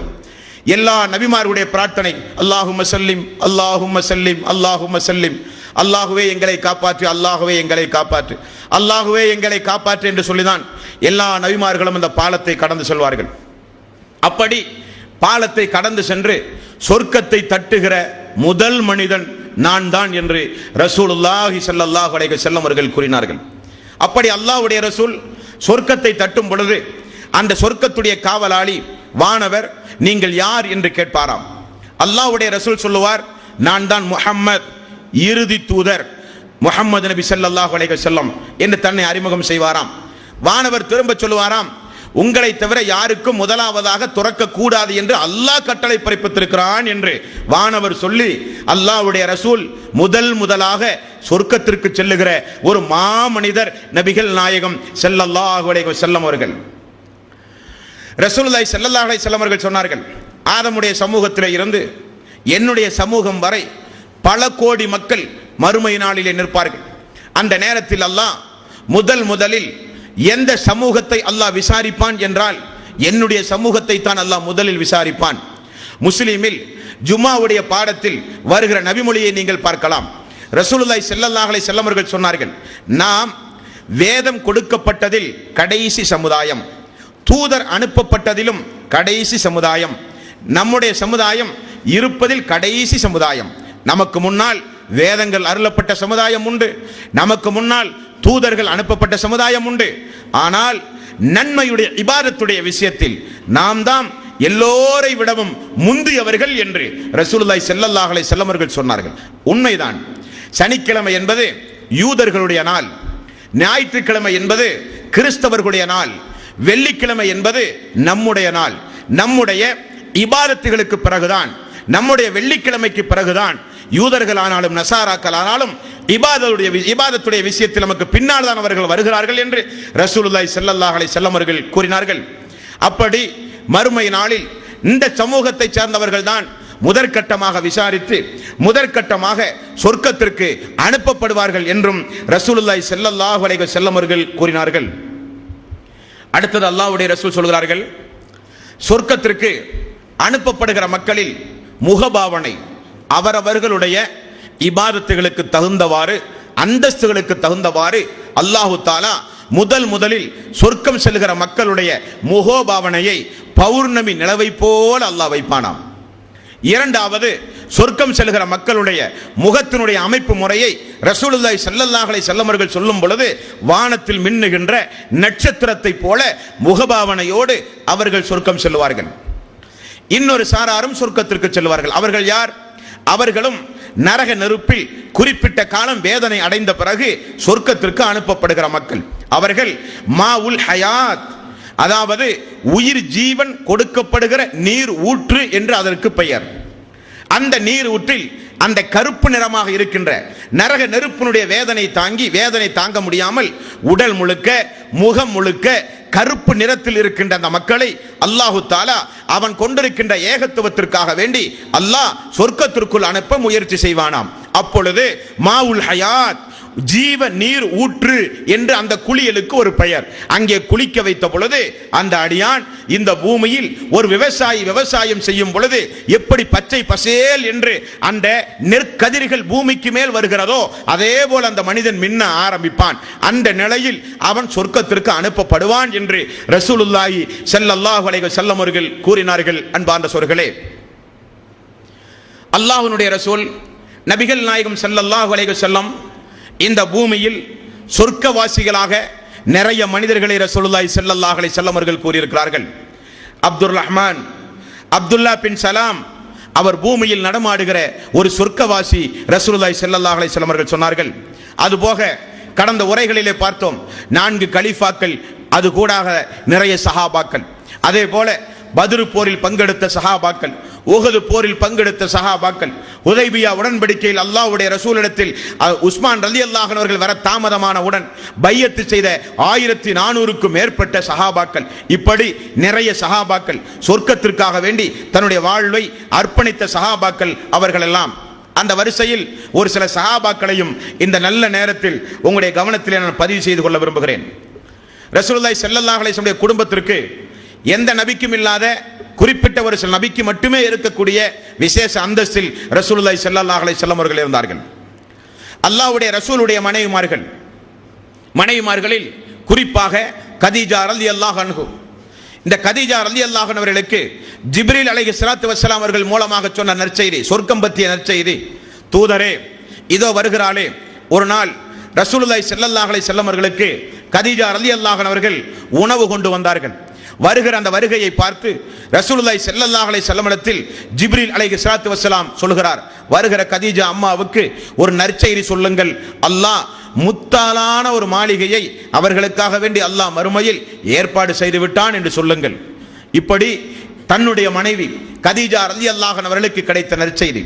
ஏன் நான் சொல்கிறேன் என்றால், நூஹ் நபி அவரும் ஒரு இறை தூதர், ஆனால் அவருடைய மனைவிக்கு அல்லாஹு தாலா மறுமை நாளில் நரகத்தை சித்தப்படுத்தி வைத்திருக்கிறான். காரணம், அந்த அம்மா நூஹ் அலைஹிஸ்ஸலாத்து வஸ்ஸலாம் அவர்களுக்கு எதிராக செயல்பட்ட ஒரு பெண் என்று அல்லாஹ் சொல்கிறான். லூத்து நபி, அந்த லூத்து நபியினுடைய மனைவியும் அந்த தூதருக்கு எதிராக செயல்பட்ட 2 பெண்மணிகளை அல்லாஹ் உதாரணமாக சொல்கிறான். இனி ரசூலுல்லாஹி ஸல்லல்லாஹு அலைஹி வஸல்லம் மகன் அல்லாஹ்வுடைய ரசூல் உயிரோடு வாழும் பொழுதே ஃபாத்திமா ரலியல்லாஹு அன்ஹா அவர்களை தவிர எல்லா மக்களும், பெண்ணானாலும் ஆணானாலும் எல்லாம் மரணித்து விட்டார்கள். ஃபாத்திமா ரலியல்லாஹு அன்ஹா அவர்கள் மட்டும்தான் அல்லாஹ்வுடைய ரசூலுக்கு பிறகு மரணித்த ஒரு பெண்மணி. ரசூலுல்லாஹி ஸல்லல்லாஹு அலைஹி வஸல்லம் அவர்களுக்கு மாரியா என்று சொல்லப்படுகிற அவருடைய மனைவியின் மூலம் அல்லாஹ்வுடைய ரசூலுக்கு முஹம்மது இப்ராஹிம் என்கிற ஒரு மகன் பிறந்தான். ரொம்ப பாசத்தோடு இருந்தார் ரசூலுல்லாஹி ஸல்லல்லாஹு அலைஹி வஸல்லம். அந்த இப்ராஹிம் என்கிற மகன் இறந்த பொழுது கண்ணீர் விட்டு அழுதார்கள். அந்த இப்ராஹிமுக்கு ரசூலுல்லாஹி ஸல்லல்லாஹு அலைஹி வஸல்லம் அவர்கள் சொன்ன நற்செய்தி என்னவென்றால், எனது மகன் இப்ராஹிமுக்கு அல்லாஹு தஆலா மறுமை நாளில் செவிலித்தாயின் மூலம் பாலூட்டுகிறான் என்று ரசூலுல்லாஹி ஸல்லல்லாஹு அலைஹி வஸல்லம் தனது மகன் சொர்க்கவாசி என்றார்கள். இந்த நற்செய்தியை நூஹ் நபியால் சொல்ல முடியாது. காரணம், நூஹ் நபியினுடைய மகன் இஸ்லாத்தினுடைய விரோதியாக திகழ்ந்தான். நூஹ் நபியினுடைய மகனை அல்லாஹு தஆலா அவனுடைய அருள்மறையாம் திருமறை குர்ஆனில் அல்லாஹ் சொல்கிறான், நூஹ் நபி வெள்ள பிரளயத்தின் மூலம் தனது மகன் தனது மனைவி அழிக்கப்படுவதை பார்த்து அல்லாஹுவே எனது மகன், அல்லாஹுவே எனது மனைவி என்று பிரார்த்தனை செய்தார். அல்லாஹ் சொல்கிறான், உன்னுடைய குடும்பத்தை சார்ந்தவனே அவன் கிடையாது, அவன் உனக்கு எதிரி, எனக்கும் எதிரி என்று அல்லாஹ் ஒரு தூதருடைய மகனை அல்லாஹு தஆலா சொல்கிறான். ஆனால் நம்முடைய தலைவர் ரஹமத்துல் ஆலமீன் நபிகள் நாயகம் ஸல்லல்லாஹு அலைஹி வஸல்லம் அவருடைய குடும்பத்தை பார்த்தால் பெண்களுக்கெல்லாம் சொர்க்கத்துடைய நற்செய்தி, பிறக்கிற மக்களுக்கெல்லாம் சொர்க்கத்துடைய நற்செய்தி, மக்களுடைய பேர பிள்ளைகளுக்கெல்லாம் சொர்க்கத்துடைய நற்செய்தி. ஹசன் ஹுசைன் ரலியல்லாஹு அன்ஹு, எனது பேர மக்கள் ஹசன் ஹுசைன் ரலியல்லாஹு அன்ஹு சொர்க்கத்தில் வாலிபருக்கு தலைவராக வருவார். ரசூலுல்லாஹி ஸல்லல்லாஹு அலைஹி வஸல்லம் அவர்கள் சொன்னார்கள், எனது மகள் ஃபாத்திமா, எனது இருதயத்தின் ஒரு பகுதி எனது மகள் ஃபாத்திமா, எனது மகள் ஃபாத்திமா சொர்க்கத்தில் பெண்களுக்கு தலைவியாக வருவாள் என்று ரசூலுல்லாஹி ஸல்லல்லாஹு அலைஹி வஸல்லம் அவர்கள் சொன்னார்கள். இப்படி நபிகள் நாயகம் ஸல்லல்லாஹு அலைஹி வஸல்லம் சொர்க்கத்திற்குரியவர்கள் என்று நிறைய பேர்களை இந்த உலகத்திலேயே வாழ்த்து சொன்னார்கள் என்பார் சொற்களில்.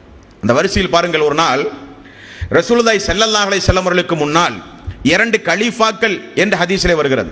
2 கலீஃபாக்கள் ரசூலுல்லாஹி ஸல்லல்லாஹு அலைஹி வஸல்லம் அவர்களுக்கு முன்னால் குரலை உயர்த்தி சப்தம் போட்டு பேசி விடுகிறார்கள். குறும்புத்தனமாக கோபப்பட்டு அவர்களுக்கு மத்தியில் இருக்கிற விஷயங்களை பரிமாறும் முகமாக அல்லாஹு தஆலா 49வது அத்தியாயத்தின் 1 முதல் 2 வரை உள்ள வசனங்களை அல்லாஹ் அருளினான். யா அய்யுஹல்லதீன ஆமனு, ஈமான் கொண்டவர்களே, லா தர்ஃபஉ அஸ்வாத்தக்கும் ஃபௌக ஸௌத்தின் நபியி வலா தஜ்ஹரு லஹு பில் கௌலி கஜஹரி பஅலிக்கும் லிபஅலின் அன் தஹபத அமாலுக்கும் வ அன்தும் லா தஸ்உருன். நிச்சயமாக இந்த தூதருக்கு முன்னால் யாராவது குரலை உயர்த்தி பேசினால் உங்களுக்கே தெரியாது, உங்களுடைய அமல்கள் எல்லாம் அழிந்து போகும் என்கிறான் அல்லாஹ். இது 2 கலீஃபாக்களுக்கு அல்லாஹ்வுடைய மஸ்ஜித் நபவியில் வைத்து இறக்கப்பட்ட ஒரு வசனம். இந்த வசனத்திற்கு பிறகு ஒரு நபித்தோழரை பள்ளியிலே காணவில்லை. ரசூலுல்லாஹி ஸல்லல்லாஹு அலைஹி வஸல்லம் ஒவ்வொரு வக்துக்கும் அந்த நபித்தோழரை காணாததை புரிந்து அல்லாஹ்வுடைய ரசூல் ஆள் அனுப்புகிறார். எங்கே அந்த நபித்தோழர், ஏன் அவரை பள்ளியில் காணவில்லை என்று ஆள் அனுப்புகிறார். அந்த மனிதர் வந்து சொல்லுகிறார், யா ரசூலல்லாஹ், அவர் வீட்டிலே அழுது கொண்டிருக்கிறார். மேலும் அவர் தன்னைத்தானே சொல்லிக் கொள்கிறார், நான் நரகவாதியாகி விட்டேன், என்னுடைய அமலெல்லாம் பாழாய் போய் விட்டது என்று அவர் தன்னைத்தானே சொல்லிக் கொள்கிறார். யா ரசூலல்லாஹ். உடனே ரசூலுல்லாஹி ஸல்லல்லாஹு அலைஹி வஸல்லம், அவர் நரகவாசி அல்ல, அவருக்கு நீங்கள் போய் சொல்லுங்கள், அவர் சொர்க்கவாசி என்று ரசூலுல்லாஹி ஸல்லல்லாஹு அலைஹி வஸல்லம் அவர்கள் சொன்னார்கள். அவர் யார் என்றால் அவர்தான் ஜாபித் பின் கைஸ் ரலியல்லாஹு அன்ஹு.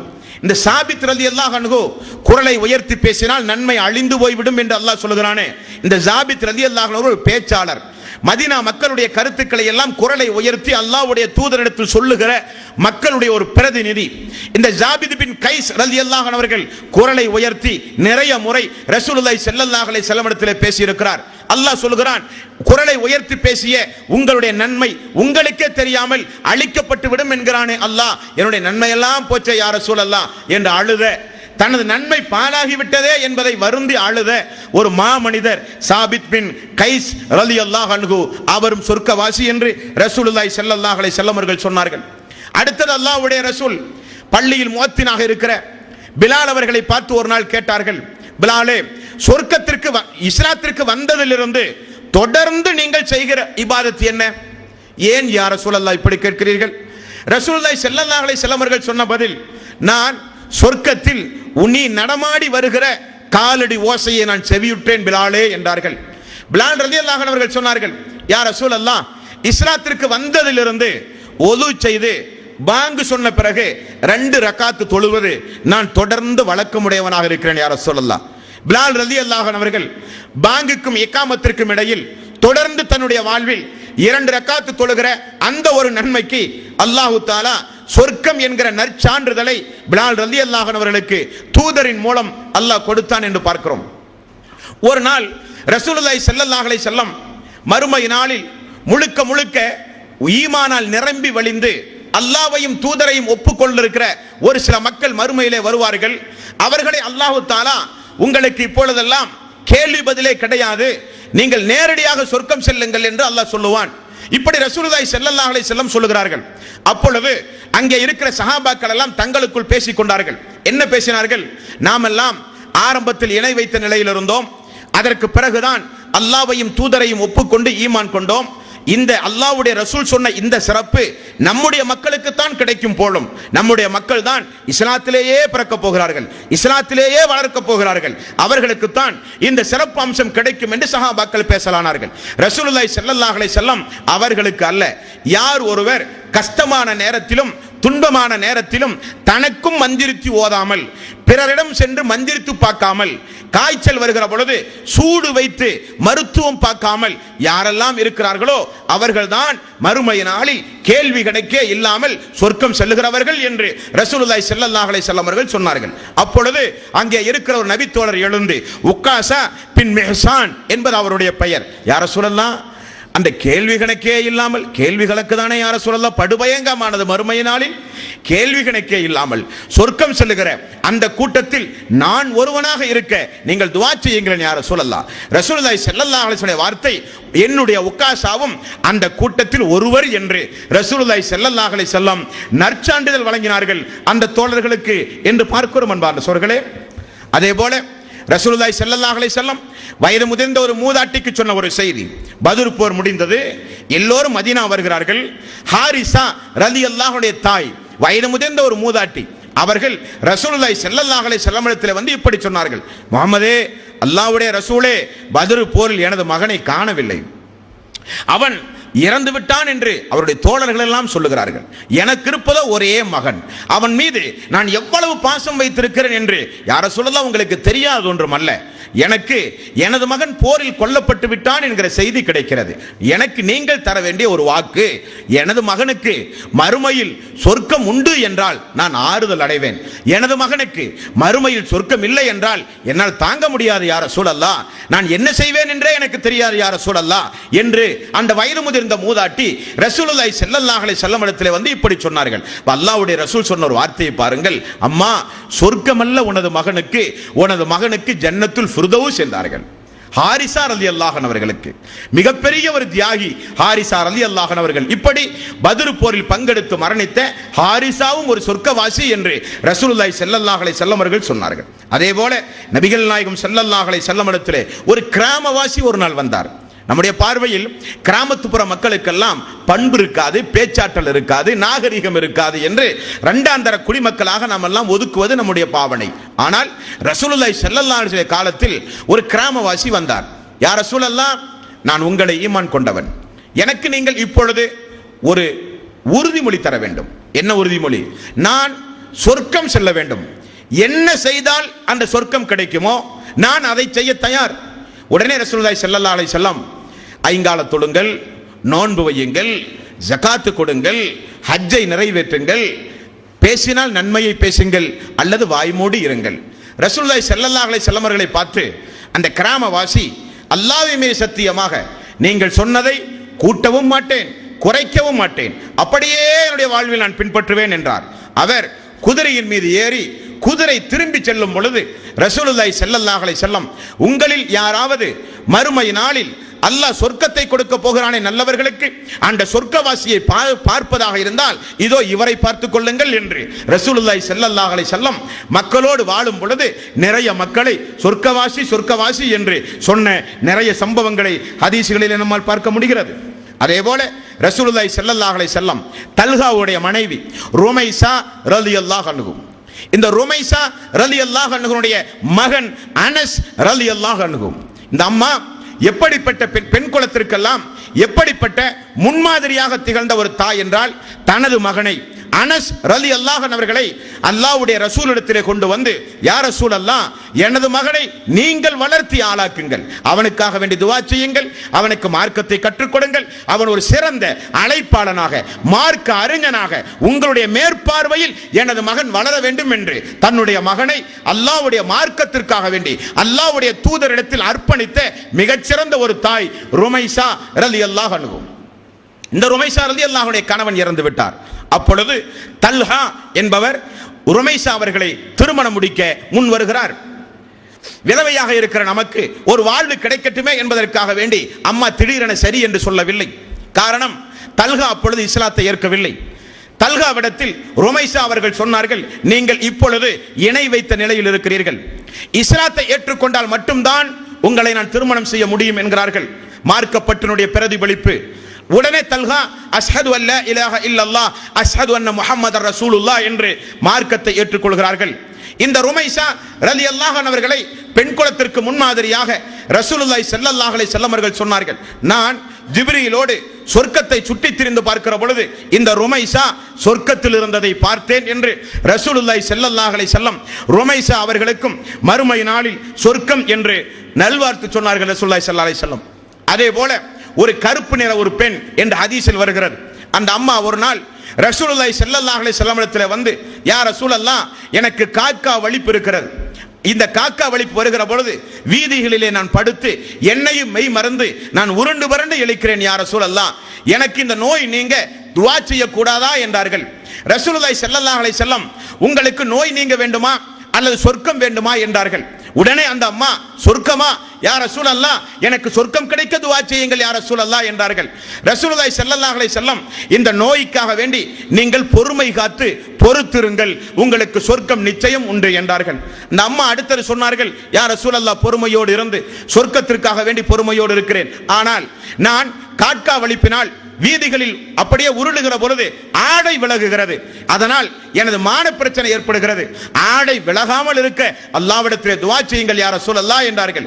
ரசூலுல்லாஹி ஸல்லல்லாஹு அலைஹி வஸல்லம் துஆ செய்தார்கள். அந்த அம்மா சொர்க்கவாசியாக மதீனாவிலே வாழ்ந்து மரணித்தார் என்று ஹதீஸ்களிலே பார்க்கிறோம். அதே போல நபிகள் நாயகம் ஸல்லல்லாஹு அலைஹி வஸல்லம் அவர்கள், இப்பொழுது இந்த மஸ்ஜித் நபவி, இந்த பள்ளிக்குள் ஒரு சொர்க்கவாசி வருவார், அவரை நன்றாக பார்த்துக் கொள்ளுங்கள் என்றார்கள். கையில் செருப்பை பிடித்துக் கொண்டு அந்த நேரத்தில் பள்ளிக்குள் வந்து தொழுது அல்லாஹ்வுடைய ரசூலுக்கு சலாம் சொல்லி தோதர்களுக்கும் நல்வாழ்த்து சொல்லி திரும்ப சென்றார். இரண்டாவது நாள் ரசூலுல்லாஹி ஸல்லல்லாஹு அலைஹி வஸல்லம், இப்பொழுது இங்கே ஒரு சொர்க்கவாசி வர போகிறார் என்றார்கள். இரண்டாவது முறையும் அதே நபி தோழர். மூன்றாவது நாளும் ரசூலுல்லாஹி ஸல்லல்லாஹு அலைஹி வஸல்லம், இப்பொழுது இங்கே ஒரு சொர்க்கவாசி வர போகிறார் என்றார்கள். அதே போல அவர்தான் வந்தார். இப்னு உமர் ரலியல்லாஹு அன்ஹு அவர்களுக்கு, இவர் சொர்க்கவாசி என்று அல்லாஹ்வுடைய ரசூல் சொல்லிவிட்டாரே, அந்த சொர்க்கத்திற்குரிய இபாதத் அவரிடத்தில் என்ன உண்டு என்பதை நாம் அவரோடு தங்கி எப்படியாயினும் அதை பார்க்க வேண்டும் என்று இப்னு உமர் அவர்களுக்கு ஆசை. தங்கிய 3 நாள் தங்கிவிட்டு இப்னு உமர் அந்த தோழரை பார்த்து சொல்கிறார், தோழரே, உங்களுக்கு ஒன்று தெரியுமா, நீங்கள் பள்ளிக்குள் வருகிற பொழுதெல்லாம் ரசூலுல்லாஹி ஸல்லல்லாஹு அலைஹி வஸல்லம் உங்களை சொர்க்கவாசி என்றார்கள். 3 நாள் உங்களோடு தங்கினேன், பெரிய இபாதத்துன்னும் உங்களிடத்தில் இல்லையே. அந்த தோழர் சொல்கிறார், நான் என்னுடைய வாயினால், என்னுடைய கரத்தினால், என்னுடைய உள்ளத்தால் கூட எந்த முஸ்லிமுக்கும் நல்ல எண்ணம் தான் வைப்பேன், தீய எண்ணம் கொள்ள மாட்டேன். என்னுடைய நாவினாலும் கரத்தினாலும் முஸ்லிம்களுக்கு தீங்கிழைக்க மாட்டேன். அண்டை வீட்டுக்காரர் பசியோடு இருந்தால் நான் வயிறார உண்ண மாட்டேன். என்னுடைய தொழுகை கடமையாக்கப்பட்ட உபரியான வணக்க வழிபாடு மட்டும்தான் என்று சொல்லுகிறார். அப்படி ரசூலுல்லாஹி ஸல்லல்லாஹு அலைஹி வஸல்லம் சொர்க்கவாசி என்று பாராட்டி சொல்லப்பட்டவர் அவர். அதே போல நபிகள் நாயகம் ஸல்லல்லாஹு அலைஹி காலத்தில் ஹல்லலா ரலியல்லாஹு அன்ஹு அவரையும் சொர்க்கவாசி என்றார்கள் ரசூலுல்லாஹி ஸல்லல்லாஹு அலைஹி வஸல்லம். உஹது போரில் கொல்லப்பட்டார். மலக்குமார்களால் குளிப்பாட்டப்பட்ட நபி தோழர் என்று வர்ணிக்கப்படுகின்ற ஹல்லலா ரலியல்லாஹு அன்ஹு அவர்கள் சொர்க்கவாசி. முஸஅப் ரலியல்லாஹு அன்ஹு அவர்கள் கொலை செய்யப்பட்டார். அந்த உடம்பை பார்த்து ரசூலுல்லாஹி ஸல்லல்லாஹு அலைஹி வஸல்லம், முஸஅபே, நான் உனக்கு சாட்சி, நீங்கள் உண்மையில் அல்லாஹ்வுக்காக வேண்டியே உங்களை அர்ப்பணித்து இங்கே வந்ததற்கு நான் சாட்சி அல்லாஹ்விடத்தில் சொல்ல என்று முஸஅபுக்கு நற்செய்தி சொன்னார்கள்.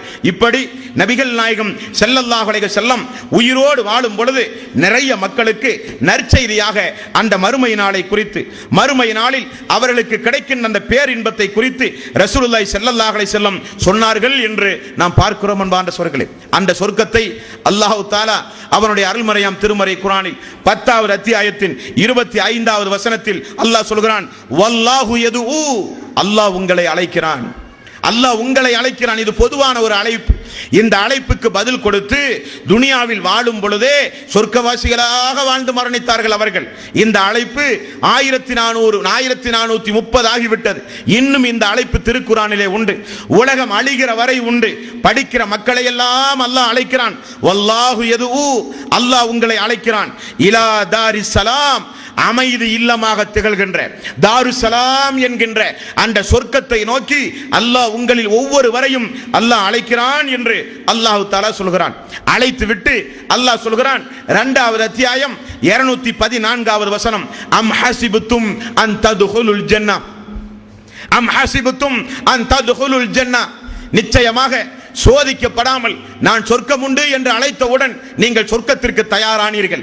ஆனால் உண்மையில் அந்த சொர்க்கத்திற்கு நீங்கள் தயாரானவர்கள் தானா என்பதை நான் சோதிப்பேன் என்று அல்லாஹ், சோதனை இல்லாமல் அந்த சொர்க்கம் உங்களுக்கு கிடைக்காது என்கிறான் அல்லாஹ்.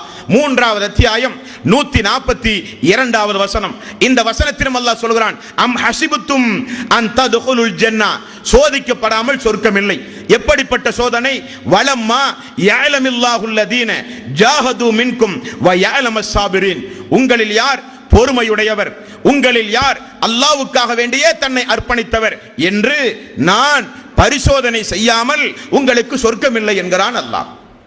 சொர்க்கம் என்பது சாதாரணப்பட்ட ஒன்று அல்ல, அது பிரமாண்டமான என்னுடைய கருணையின் இல்லமாக திகழ்கின்ற, என்னுடைய அன்பின் பரிசாக திகழ்கின்ற அந்த சொர்க்கத்தை நான் தர உங்களுக்கு தயார். ஆனால் நீங்கள் எனக்கு இரண்டை எனக்கு நீங்கள் தர வேண்டும் என்கிறான் அல்லாஹ்.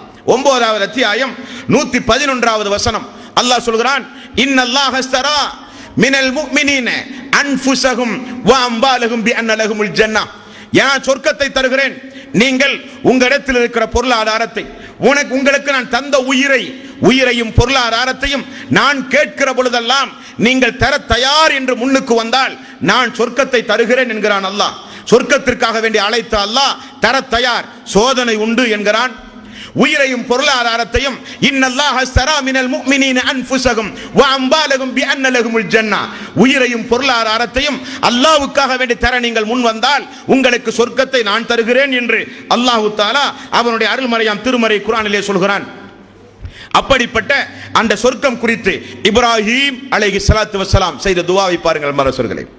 இப்ராஹிம் நபி அல்லாஹ்விடத்தில் செய்த துஆ 26வது அத்தியாயத்தின் 85வது வசனம், வஜ்அல்னி மின் வரஸதி ஜன்னத்தின் நஈம், அல்லாஹ்வே சொர்க்கத்திற்கு என்னை வாரிசாக ஆக்கியா அல்லாஹ், அல்லாஹ்வே சொர்க்கத்திற்கு உரியவனாக என்னை ஆக்கு என்றல்ல, அல்லாஹ்வே சொர்க்கத்திற்கு வாரிஸ் என்றால் சொத்தில் கண்டிப்பாக பங்குண்டு. எப்படிப்பட்ட மனிதனாக இருந்தாலும் அவன் இறந்தால் வாரிஸ் என்றால் சொத்தில் அவன் இறந்து போனாலும் மக்களே பங்கு வைத்துக் கொடுப்பார்கள். வாரிசுக்கு அவ்வளவு உரிமை. இப்ராஹிம் அலைஹிஸ்ஸலாத்து வஸ்ஸலாம், அல்லாஹ்வே அந்த சொர்க்கத்திற்கு என்னை வாரிசாக ஆக்கு என்று இப்ராஹிம் அலைஹிஸ்ஸலாத்து வஸ்ஸலாம் அவர்கள் துஆ செய்கிறார்கள். அல்லாஹ் தஆலா சொர்க்கத்துடைய வாரிஸ் யார் என்று அல்லாஹ் ஒரு பட்டியல் போடுகிறான்.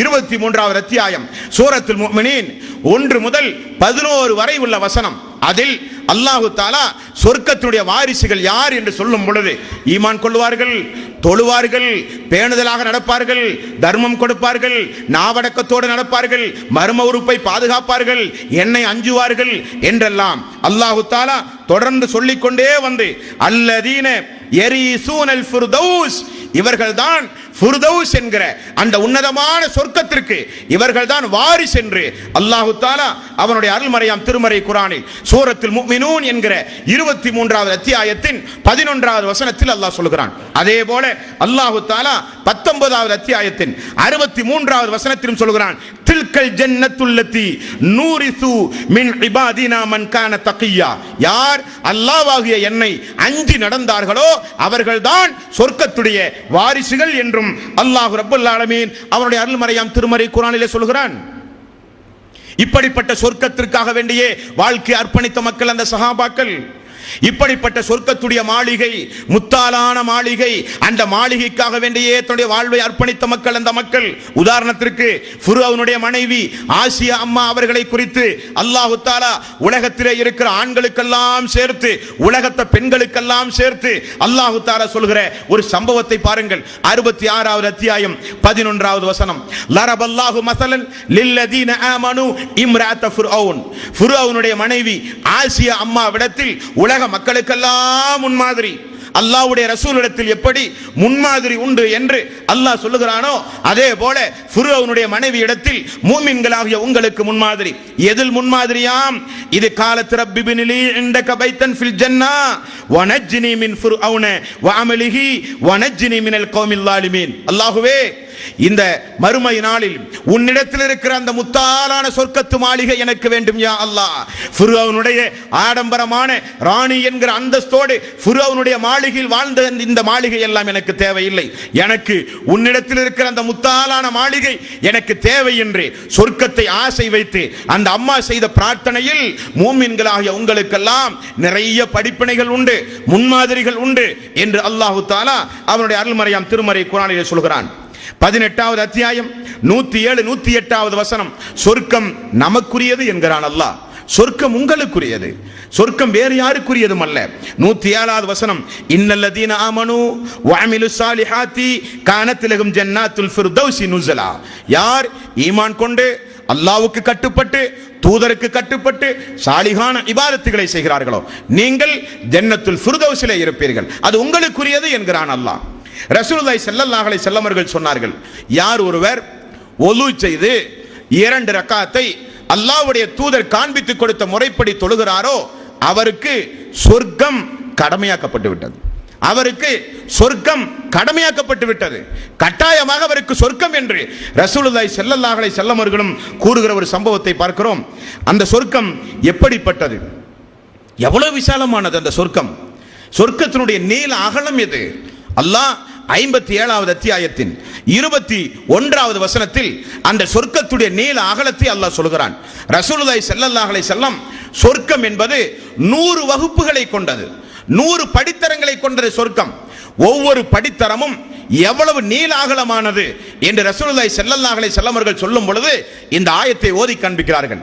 57வது அத்தியாயம் 21வது வசனம், சாபிகு இலா மஃபிரத்தின் மிர் ரப்பிக்கும் வ ஜன்னா. அல்லாஹ் உங்களை அழைக்கிறான், மன்னிப்பின் பக்கமும் ஜன்னத்தின் பக்கமும் அல்லாஹ் உங்களை அழைக்கிறான். அந்த ஜன்னத் எவ்வளவு விசாலமானது என்றால் அர்லுஹா கஅர்லி ஸமாஇ வல் அர்ல், வானம் பூமி அளவுக்கு ஒவ்வொரு சொர்க்கமும் பிரம்மாண்டமானது. இப்படி அல்லாஹ் 100 சொர்க்கத்தை அல்லாஹ் வைத்திருக்கிறான்.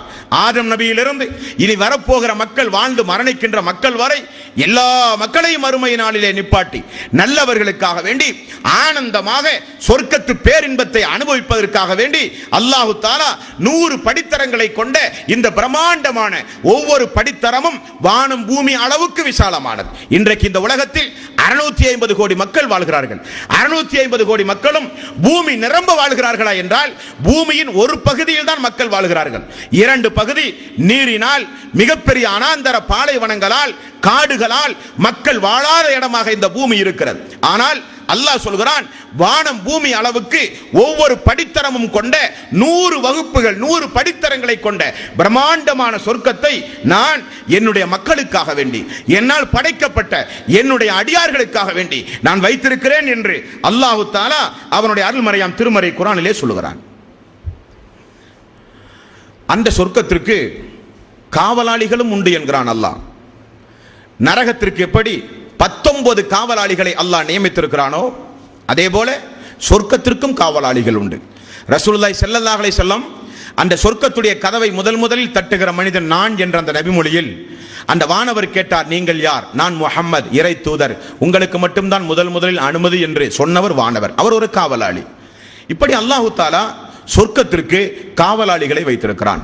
இந்த காவலாளிகளுடைய வேலை என்ன? சொர்க்கத்திற்கு வருகிற மக்களை நற்செய்தி சொல்லி வரவேற்பது அவருடைய பணி.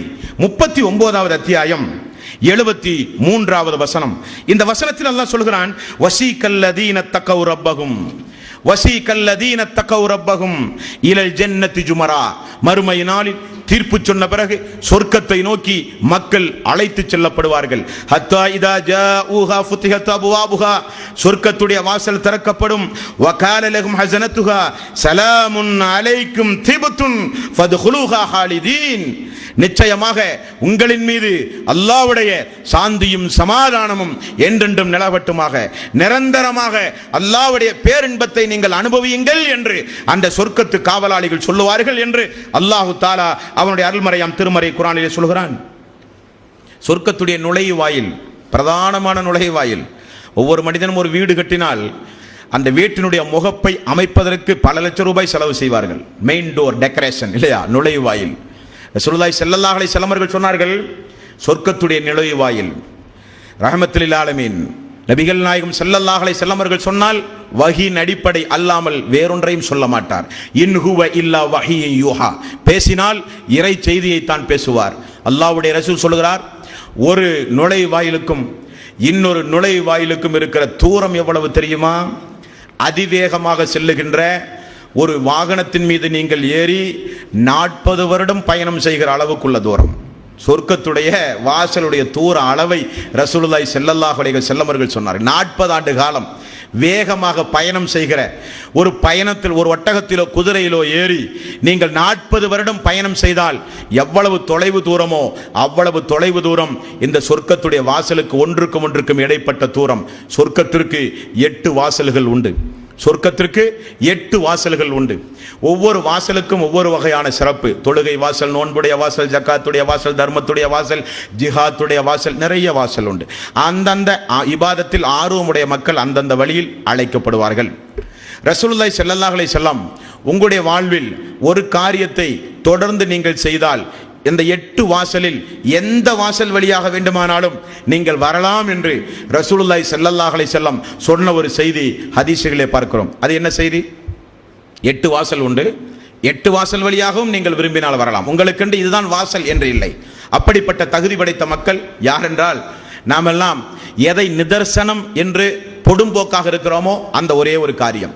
ரசூலுல்லாஹி ஸல்லல்லாஹு அலைஹி வஸல்லம் அவர்கள் சொன்னார்கள், யார் ஒருவர் நான் கூறிய முறைப்படி ஒது செய்து ஒலுவுக்கு பிறகு அஸ்ஹது அல்லா இலாஹ இல்லல்லாஹ், அஸ்ஹது அன்ன முஹம்மதர் ரசூலுல்லாஹ் என்று இஹ்லாஸாக சொல்லுகிறாரோ, சொல்லி வருகிறாரோ தன்னுடைய ஆயுள் காலத்தில் அவர் மறுமை நாளில் எழுப்பப்படுவார்.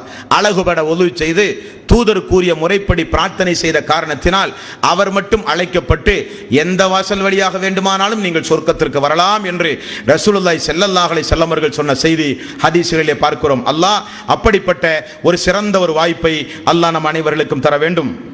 அதுபோக ரசூலுல்லாஹி ஸல்லல்லாஹு அலைஹி வஸல்லம் அவர்கள் அந்த வாயிலினுடைய அந்த கதவனுடைய சம்பவத்தை அல்லாஹ்வுடைய ரசூல் சொன்னார்கள். அல்லாஹு தாலா சொர்க்கத்தினுடைய அந்த கதவை வாரத்தினுடைய 2 நாள் திறக்கிறான். எப்பொழுது? திங்கட்கிழமையும் வியாழக்கிழமையும். ஆகவேதான் ரசூலுல்லாஹி ஸல்லல்லாஹு அலைஹி வஸல்லம் வாரத்தினுடைய 2 நாளில் நோன்பு வையுங்கள். அந்த 2 நாளின் சிறப்பு என்னவென்றால், அந்த திங்கட்கிழமை தான் நான் பிறந்தேன், திங்கட்கிழமை தான் நான் நபியானேன், திங்கட்கிழமை தான் எனக்கு திருக்குர்ஆன் இறக்கி அருளப்பட்டது, அந்த திங்கட்கிழமை தான் சொர்க்கத்துடைய வாசலும் திறக்கப்படுகிறது. திங்களும் வியாழனும் நோன்பு வையுங்கள். காரணம், திங்களும் வியாழனும் நம்முடைய இபாதத்துகள் அல்லாஹ்விடத்திலே கொண்டு போய் வானவர்கள் எல்லாம் சமர்ப்பிக்கப்படுகிற நாள் திங்களும் வியாழனும். அந்த 2 தினங்கள் சொர்க்கத்தினுடைய வாசல்கள் எல்லாம் திறக்கப்படுகிற நாள் என்று ரசூலுல்லாஹி ஸல்லல்லாஹு அலைஹி வஸல்லம் அவர்கள் சொன்ன செய்தியும் ஹதீஸிலே பார்க்கிறோம்.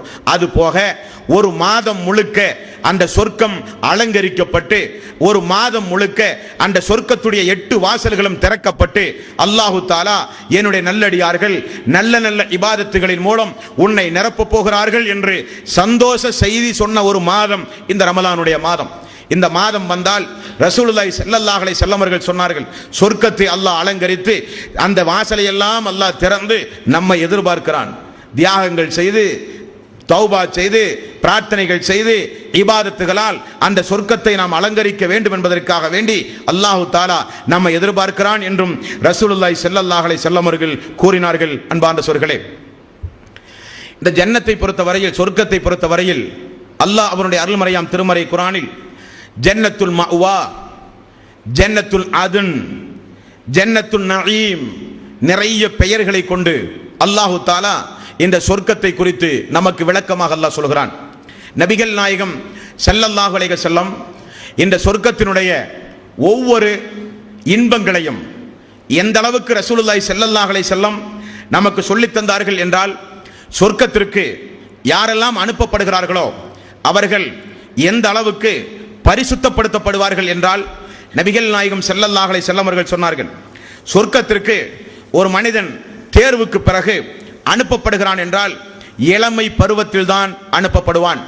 அவர் எவ்வளவு முதிய வயதில் இந்த உலகத்தில் வாழ்ந்து மரணித்தாலும் சரி. உதாரணத்திற்கு, ஒரு வயது முதிர்ந்த மூதாட்டி, ஒரு பெண்மணி ரசூலுல்லாஹி ஸல்லல்லாஹு அலைஹி வஸல்லம் இடத்தில் ஒரு நாள் வந்து, யா ரசூலல்லாஹ், எனக்கு சொர்க்கம் கிடைக்குமா என்றார்கள். அல்லாஹ்வுடைய ரசூல், கிழவிகளுக்கெல்லாம் சொர்க்கம் இல்லை என்றார்கள். அந்த அம்மா வருத்தப்பட்டார்கள். ரசூலுல்லாஹி ஸல்லல்லாஹு அலைஹி வஸல்லம் திரும்ப அழகுபட சொன்னார்கள், கிழவிகள் எல்லாம் குமரிகளாக மாற்றப்பட்டு தானே சொர்க்கத்திற்கு அனுப்பப்படுவார்கள் என்றார்கள். அம்மாவுக்கு ஒரே சந்தோஷம். அதுபோல ரசூலுல்லாஹி ஸல்லல்லாஹு அலைஹி வஸல்லம் அவர்கள் சொன்னார்கள், எவ்வளவு வயதில் நீங்கள் மரணித்தாலும், சிறுபிள்ளையாக மரணித்தாலும், வயோதிக பருவத்தில் மரணித்தாலும் அந்த சொர்க்கத்து பேரின்பத்தை அனுபவிக்க வேண்டும் என்பதற்காக அனுபவிக்கக்கூடிய இளமை பருவத்தை அல்லாஹ் தேர்வு செய்து உங்களை அனுப்புகிறான். காரணம், உங்களுடைய இளமை பருவத்தை உலகத்தில் அல்லாஹ்வுக்காக வேண்டியே அர்ப்பணித்தவர்கள் நீங்கள் எல்லோரும். தங்களுடைய இளமை பருவத்தை உலகத்து இன்பங்களை அனுபவிக்க, அந்த வாழ்வுதான் அனுபவிக்கக்கூடிய வாழ்வு. அந்த காலகட்டம் தான் எதையும் சாதிக்கக்கூடிய காலகட்டம். அந்த காலகட்டம் தான் உலகத்து பேரின்பத்தை முழுமையாக அனுபவிக்கக்கூடிய இளமை பருவம். அதையே அல்லாஹ்வுக்காக வேண்டி அர்ப்பணித்த காரணத்தினால் இளமை பருவத்தோடு அல்லாஹ் சொர்க்கத்திற்குள் அனுப்புகிறான். ரசூலுல்லாஹி ஸல்லல்லாஹு அலைஹி வஸல்லம் அவர்கள் சொன்னார்கள், நிழல் இல்லாத அல்லாஹ்வுடைய அரிசுடைய நிழல் மட்டுமே இருக்கக்கூடிய அந்த மறுமை நாளில் அல்லாஹ் 7 சாராருக்கு அரிசுடைய நிழலை கொடுப்பானாம். அதில் ஒருவர் யார் என்றால், வணக்க வழிபாட்டில் தன்னுடைய இளமை காலத்தை கழித்த ஒரு இளைஞன் என்று ரசூலுல்லாஹி ஸல்லல்லாஹு அலைஹி வஸல்லம் அவர்கள் கூறுகிறார்கள். இப்ப இளமை பருவத்தோடு தான் மக்கள் அனுப்பப்படுவார்கள். சொர்க்கத்திற்குள் அனுப்பப்படுகிற மக்களுடைய உள்ளத்தை அல்லாஹு தாலா எப்படி பரிசுத்த தன்மையுடையதாக அல்லாஹ் மாற்றுகிறான் பாருங்கள். உள்ளத்தில் இருக்கிற குரோத தன்மையை அல்லாஹ் அகற்றுகிறான். உள்ளத்தில் இருக்கிற வெறுப்புணர்வை அல்லாஹ் அகற்றுகிறான். உள்ளத்தில் இருக்கிற தீய அகம்பாவம், பொறாமை போன்ற தீய குணங்களை எல்லாம் அல்லாஹ் அகற்றி எல்லோருடைய உள்ளமும் ஒரு உள்ளமாக மாற்றித்தான் அல்லாஹு தாலா சொர்க்கத்திற்குள் அனுப்புகிறான். சொர்க்கத்து மக்களுடைய ஒரே ஒரு வார்த்தை அஸ்ஸலாமு அலைக்கும். அல்லாஹு தாலா நம்மவர்களுக்கு தந்த இந்த மகத்தான இந்த பாக்கியம் நிறைந்த இந்த நாளில் ஒவ்வொரு முஸ்லிமும் ஒவ்வொரு மூமினும் அந்த மறுமை நாளில் சொர்க்கத்தில் சலாம் சொல்லிக் கொண்டிருப்பார்கள் என்று அல்லாஹ்வுடைய ரசூல் நபிகள் நாயகம் ஸல்லல்லாஹு அலைஹி வஸல்லம் அவர்கள் கூறினார்கள். 14வது அத்தியாயம் 23வது வசனம். இந்த வசனத்தில் அல்லாஹு தாலா சொர்க்கவாசிகளுடைய நற்செய்தியை, சொர்க்கவாசிகள் என்ன சொல்லிக் கொண்டிருப்பார்கள் என்பதை அல்லாஹு தாலா சொல்கிறான். சொர்க்கவாசிகள் தஹிய்யத்துஹும் ஃபீஹா சலாம், சலாத்தை கொண்டு சொர்க்கவாசிகள் பரிமாறிக் கொண்டிருப்பார்கள் என்று அல்லாஹ் 14வது அத்தியாயத்தின் 23வது வசனத்தில் சொல்கிறான். இந்த சலாம் வந்த சரித்திரத்தையும் நீங்கள் தெரிந்து கொள்ள வேண்டும். ஆதம் அலைஹிஸ்ஸலாத்து வஸ்ஸலாம் படைக்கப்பட்டார். மாணவர்களை எல்லாம் சுஜூது செய்ய சொன்னார்கள், சுஜூது செய்தார்கள். ஆதம் நபியை பார்த்து அல்லாஹு தாலா, இந்த மலக்கு மாணவர்களுக்கு நீங்கள் சலாம் சொல்லுங்கள், அவர்கள் திரும்ப அதற்கு என்ன பதில் சொல்லுகிறார்களோ அதுதான் உமக்கும் உன்னுடைய சமூகத்திற்கும் முஹம்மன் சலாம் என்று ரசூலுல்லாஹி ஸல்லல்லாஹு அலைஹி வஸல்லம் அவர்கள் சொன்னார்கள். ஆதம் நபி படைக்கப்பட்டவுடன் அஸ்ஸலாமு அலைக்கும் என்கிற வார்த்தையை முதலில் வானவர்களை பார்த்து சொன்னாராம். வானவர்கள் திரும்ப வலைக்கும் ஸலாம் வ ரஹ்மத்துல்லாஹி வ பரகாத்துஹு என்று வானவர்கள் சொன்ன அந்த மறுமொழி உமக்கும் உம்முடைய சந்ததிகளுக்கும் முஹம்மனாக சலாமாக இருக்க வேண்டும் என்று ரசூலுல்லாஹி ஸல்லல்லாஹு அலைஹி வஸல்லம் அவர்கள் சொன்னார்கள். ஆகவேதான் அல்லாஹ்வுடைய ரசூல், உங்களில் யாரும் ஈமான் கொள்ளாமல் சொர்க்கம் செல்ல முடியாது என்றார். உங்களில் யாரும் ஈமான் கொள்ள வேண்டுமானால் ஒருவர் இன்னொருவரை நேசிக்க வேண்டும், அப்பொழுதுதான் ஈமான் கொள்ள முடியும் என்றார். உங்களில் ஒருவர் இன்னொருவரை நேசிக்க வேண்டுமானால் சலாத்தை கொண்டு பரப்புங்கள், நேசம் உண்டாகும். நேசம் உண்டானால் ஈமான் உண்டாகும், ஈமான் உண்டானால் சொர்க்கத்திற்கு தகுதியுடையவர்கள் என்று ரசூலுல்லாஹி ஸல்லல்லாஹு அலைஹி வஸல்லம் சொன்ன சம்பவத்தையும் இந்த நல்ல நேரத்தில் நாம் நினைவு கூற கடமைப்பட்டிருக்கிறோம். இனி அல்லாஹு தாலா சொர்க்கத்து மக்களுக்கு எப்படிப்பட்ட ஆற்றலை, ஆரோக்கியத்தை அல்லாஹு தாலா கொடுப்பதாக ரசூலுல்லாஹி ஸல்லல்லாஹு அலைஹி வஸல்லம் அவர்கள் சொல்லுகிறார்கள் என்றால், உண்ணுகிற விஷயத்தில், குடிக்கின்ற விஷயத்தில், ஆரோக்கியமாக இன்பங்களை அனுபவிக்கக்கூடிய விஷயத்தில் அல்லாஹு தாலா உங்களுக்கு இதெல்லாம் பலகீனமான உடம்பு, நாள் செல்ல செல்ல வயது அதிகமாக தளர்ச்சிகள் ஏற்படலாம், ஆரோக்கியத்தை இழக்கலாம், நோய் வரலாம். ஆரம்பத்தில் அனுபவித்த அந்த அனுபவங்கள் எல்லாம் காலம் செல்ல செல்ல அனுபவங்கள் இல்லாமல் கூட போகலாம். முழுக்க மனதில் நினைத்ததையெல்லாம் அனுபவிக்கக்கூடிய வாழ்க்கை அல்ல இந்த உலக வாழ்வு. ஆனால் மறுமையில் அல்லாஹ் எப்படிப்பட்ட ஆரோக்கியத்தை அல்லாஹு தாலா தன்னுடைய கருணைக்குரிய மக்களுக்கு அல்லாஹ் வழங்குகிறான் என்று ரசூலுல்லாஹி ஸல்லல்லாஹு அலைஹி வஸல்லம் அவர்கள் சொல்லுகிற பொழுது, நீங்கள் குடிப்பதற்காக, நீங்கள் அருந்துவதற்காக, நீங்கள் இன்பங்களை அனுபவிப்பதற்காக அல்லாஹு தாலா உங்களில் ஒவ்வொருவருக்கும் 100 நபர்களுக்குள்ள சக்தி அல்லாஹ் ரப்பல் ஆலமீன் தருவான் என்று ரசூலுல்லாஹி ஸல்லல்லாஹு அலைஹி வஸல்லம் அவர்கள் சொன்னார்கள். சொர்க்கத்து மக்களுக்கு அல்லாஹ் கொடுக்கக்கூடிய முதல் வகையான உணவு என்ன என்பான்ற சொற்களே, முதல் வகையான உணவு மீனினுடைய ஈரல் என்று ரசூலுல்லாஹி ஸல்லல்லாஹு அலைஹி வஸல்லம் அவர்கள் சொன்னார்கள். சொர்க்கத்து மக்களுக்கு அல்லாஹ் விருந்து வைக்கிறான் தெரியுமா உங்களுக்கு? சொர்க்கத்து மக்களுக்கு அல்லாஹ் விருந்து எப்பொழுதெல்லாம் நீங்கள் அதையும் சாதாரணமான ஒரு காரியமாக நினைத்துக் கொண்டிருக்கிறீர்கள். ஆனால் அல்லாஹ்வுடைய நீதிமன்றத்தில் அல்லாஹ்வுடைய பார்வையில் அது மிகப்பெரிய ஒரு விசேஷமான காரியம். யார் ஒருவர் அல்லாஹ்வுடைய பள்ளியோடு காலையிலும் மாலையிலும் தொடர்ந்து தன்னுடைய தொடர்பை அதிகப்படுத்துகிறாரோ அவருக்கு அல்லாஹ் தஆலா சொர்க்கத்தில் காலையிலும் மாலையிலும் விருந்து போட்டு கௌரவிக்கிறான் என்று ரசூலுல்லாஹி ஸல்லல்லாஹு அலைஹி வஸல்லம் அவர்கள் சொன்னார்கள். அதுதான் அரிசுடைய நிழல் கிடைக்க ஒரு பாக்கியமும் கூட. யார் ஒருவர் அல்லாஹ்வுடைய ஆலயத்தோடு அதிகம் தொடர்பு வைக்கிறானோ அந்த அடியானும் அல்லாஹ்வுடைய அரிசுக்குடைய நிழலுக்கு தகுதியானவன் என்று ரசூலுல்லாஹி ஸல்லல்லாஹு அலைஹி வஸல்லம் அவர்கள் சொன்னார்கள். அல்லாஹ்வே விருந்து போட்டு கௌரவிக்கக்கூடிய ஒரு அந்தஸ்து அல்லாஹ்வுடைய பள்ளியோடு அதிகம் தொடர்பு வைப்பது என்று ரசூலுல்லாஹி ஸல்லல்லாஹு அலைஹி வஸல்லம் அவர்கள் கூறினார்கள். ஆகவே புனிதமிக்க ரமலானுடைய மாதத்தில் எப்படி இரவு பகலாக ஃபர்லான உபரியான தொழுகையை கூட ஜமாத்தோடு தொழுது அல்லாஹ்வுடைய ஆலயத்தை இபாதத்துகளால் அலங்கரிக்கின்ற மக்களாக நாம் மாறுகிறோமோ இந்த நிலை நம்முடைய ஆயுள் காலம் முழுக்க இன்ஷா அல்லாஹ் தொடர வேண்டும். அல்லாஹ்வுடைய விருந்தாளிகளாக சொர்க்கத்தில் நாம் ஒவ்வொருவரும் இருக்க அல்லாஹ் தஆலா நமக்கு கிருபை செய்ய வேண்டும். 2, அல்லாஹ்வுடைய விருந்தாளிகள் யார்? யார் ஒருவர் ஹஜ்ஜுக்காக உம்ராவுக்காக இஹ்ராம் கட்டி லபைக் அல்லாஹும்ம லபைக் லபைக் லா ஷரீக லக லபைக் இன்னல் ஹம்த வன் நிஅமத லக வல் முல்க் லா ஷரீக லக். அல்லாஹ்வே இதோ நான் வந்து விட்டேன், இணை இல்லை துணை இல்லை, வெண்ணிற ஆடையோடு புழுதி படைந்த மேடியோடு வீட்டை விட்டு மனைவியை விட்டு சொத்துக்களை விட்டு வியாபாரத்தை விட்டு இதோ வந்து விட்டேன் என்று உம்ராவுக்காக ஹஜ்ஜுக்காக தல்பியா முழக்கத்தோடு இஹ்ராமுடைய ஆடை அணிந்து ஒரு மனிதன் புறப்படுகிறானே அவனை ரசூலுல்லாஹி ஸல்லல்லாஹு அலைஹி வஸல்லம் அவர்கள் சொன்னார்கள் அவர் அல்லாஹ்வுடைய விருந்தாளி, அவர் அல்லாஹ்வுடைய விருந்தாளி என்றும் நபிகள் நாயகம் ஸல்லல்லாஹு அலைஹி வஸல்லம் அவர்கள் சொன்னார்கள். அல்லாஹ்வுடைய ரசூல் கூறுகிறார், சொர்க்கத்து மக்களுக்கு அல்லாஹ் தஆலா கொடுக்கக்கூடிய உணவுகள், சொர்க்கத்து மக்களுக்கு அல்லாஹ் தஆலா கொடுக்கக்கூடிய பானம், இவைகளை எல்லாம் அந்த நரகவாசிகள் பார்க்கிற வகையில் தான் அல்லாஹ் வைத்திருப்பான். இந்த துனியாவில் மூமின்களை கிண்டல் கேலி செய்த மக்கள், இந்த துனியாவில் இவர்களுக்கு இதை விட்டால் வேறு வழி இல்லை, வேலையே இல்லை என்று கிண்டலும் கேலியும் செய்த மக்கள், இந்த துனியாவில் நல்ல மூமின்களை பார்த்து முஸ்லிம்களை பார்த்து இபாதத்து செய்த மக்களை பார்த்து அல்லாஹ்வுக்காக வேண்டி ஹராம் ஹலால்களை பேணி நடந்த மக்களை பார்த்து யாரெல்லாம் கிண்டலும் கேலியும் செய்தார்களோ அவர்களை அல்லாஹ் மறுமை நாளில் எப்படி கிண்டலும் கேலியும் செய்வான் என்றால் நரகவாசியும் சொர்க்கவாசியையும் அல்லாஹ் எப்படி அமைத்திருப்பான் என்றால் இவர்களை பார்த்து பேச அவர்கள் இவர்களை பார்த்து பேச இருப்பதை பரிமாறிக்கொள்ள அல்லாஹ்வுடைய ஏற்பாடு. அப்படி 7வது அத்தியாயத்தின் 50வது வசனத்தில் அல்லாஹ் ஒரு சம்பவத்தை சொல்கிறான். என்ன சம்பவம்? நரகவாசிகளுக்கு அல்லாஹ் கொடுக்கக்கூடிய பானம்.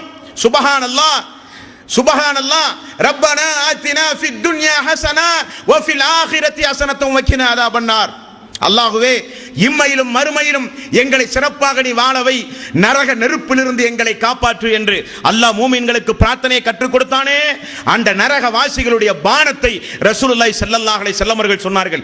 நரகவாசிகளுக்கு அல்லாஹ் குடிப்பதற்கு கொடுக்கின்ற பானம் இந்த பூமியில் ஐரோப்பா அமெரிக்கா போன்ற எங்காவது ஒரு கடை கோடியில் ஒரு துளி விழுந்தாலும் உங்களுடைய எல்லாருடைய உணவும் விஷமாக மாறிவிடும் என்று ரசூலுல்லாஹி ஸல்லல்லாஹு அலைஹி வஸல்லம் அவர்கள் சொன்ன நச்சுத்தன்மை வாய்ந்த பானம் அவர்களுக்கு குடிக்க கொடுக்கப்படும் நரகவாசிகளுக்கு.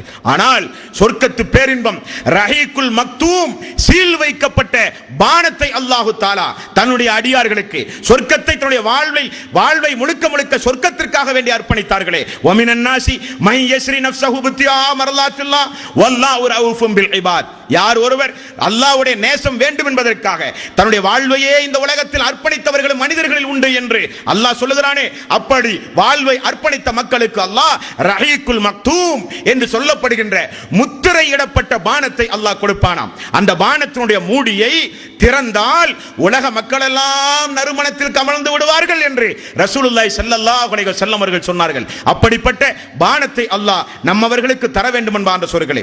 விலை உயர்ந்த உணவு, எப்படிப்பட்ட உணவு? கறி வேண்டுமானால் கறி, பல வகைகள் வேண்டுமானால் பல வகை, எல்லாம் நீங்கள் அதுவரை கண்டிராத கனிவர்க்கங்கள், அதுவரை கண்டிராத உணவுகள் எல்லாம் கொடுக்கப்படுவதை நெந்து வேதனைப்பட்டு சுக்கு நூறாயிருக்கிற நரகவாசிகள் சொர்க்கவாசிகளை பார்த்து இப்படி கேட்பதாக அல்லாஹ் 7வது அத்தியாயத்தின் 50வது வசனத்தில் அல்லாஹ் சொல்கிறான். வனாதா அஸ்ஹாபுன் நாரி அஸ்ஹாபல் ஜன்னா. சொர்க்கவாசிகளை பார்த்து நரகவாசிகள் கேட்பார்கள், அன் அஃபீது அலைனா மினல் மாஇ அவ் மிம்மா ரஸககுமுல்லாஹ், அல்லாஹ் உங்களுக்கு தந்த அந்த கண்ணியமான உணவையும் அல்லாஹ் உங்களுக்கு தந்த அந்த பானத்தையும் எங்களுக்கு சிறிது நீங்கள் தரக்கூடாதா? நாங்கள் உண்ணுகிற பானம், நாங்கள் குடிக்கிற நீர் எல்லாம் மிகப்பெரிய விஷம் வாய்ந்ததாக இருக்கிறது.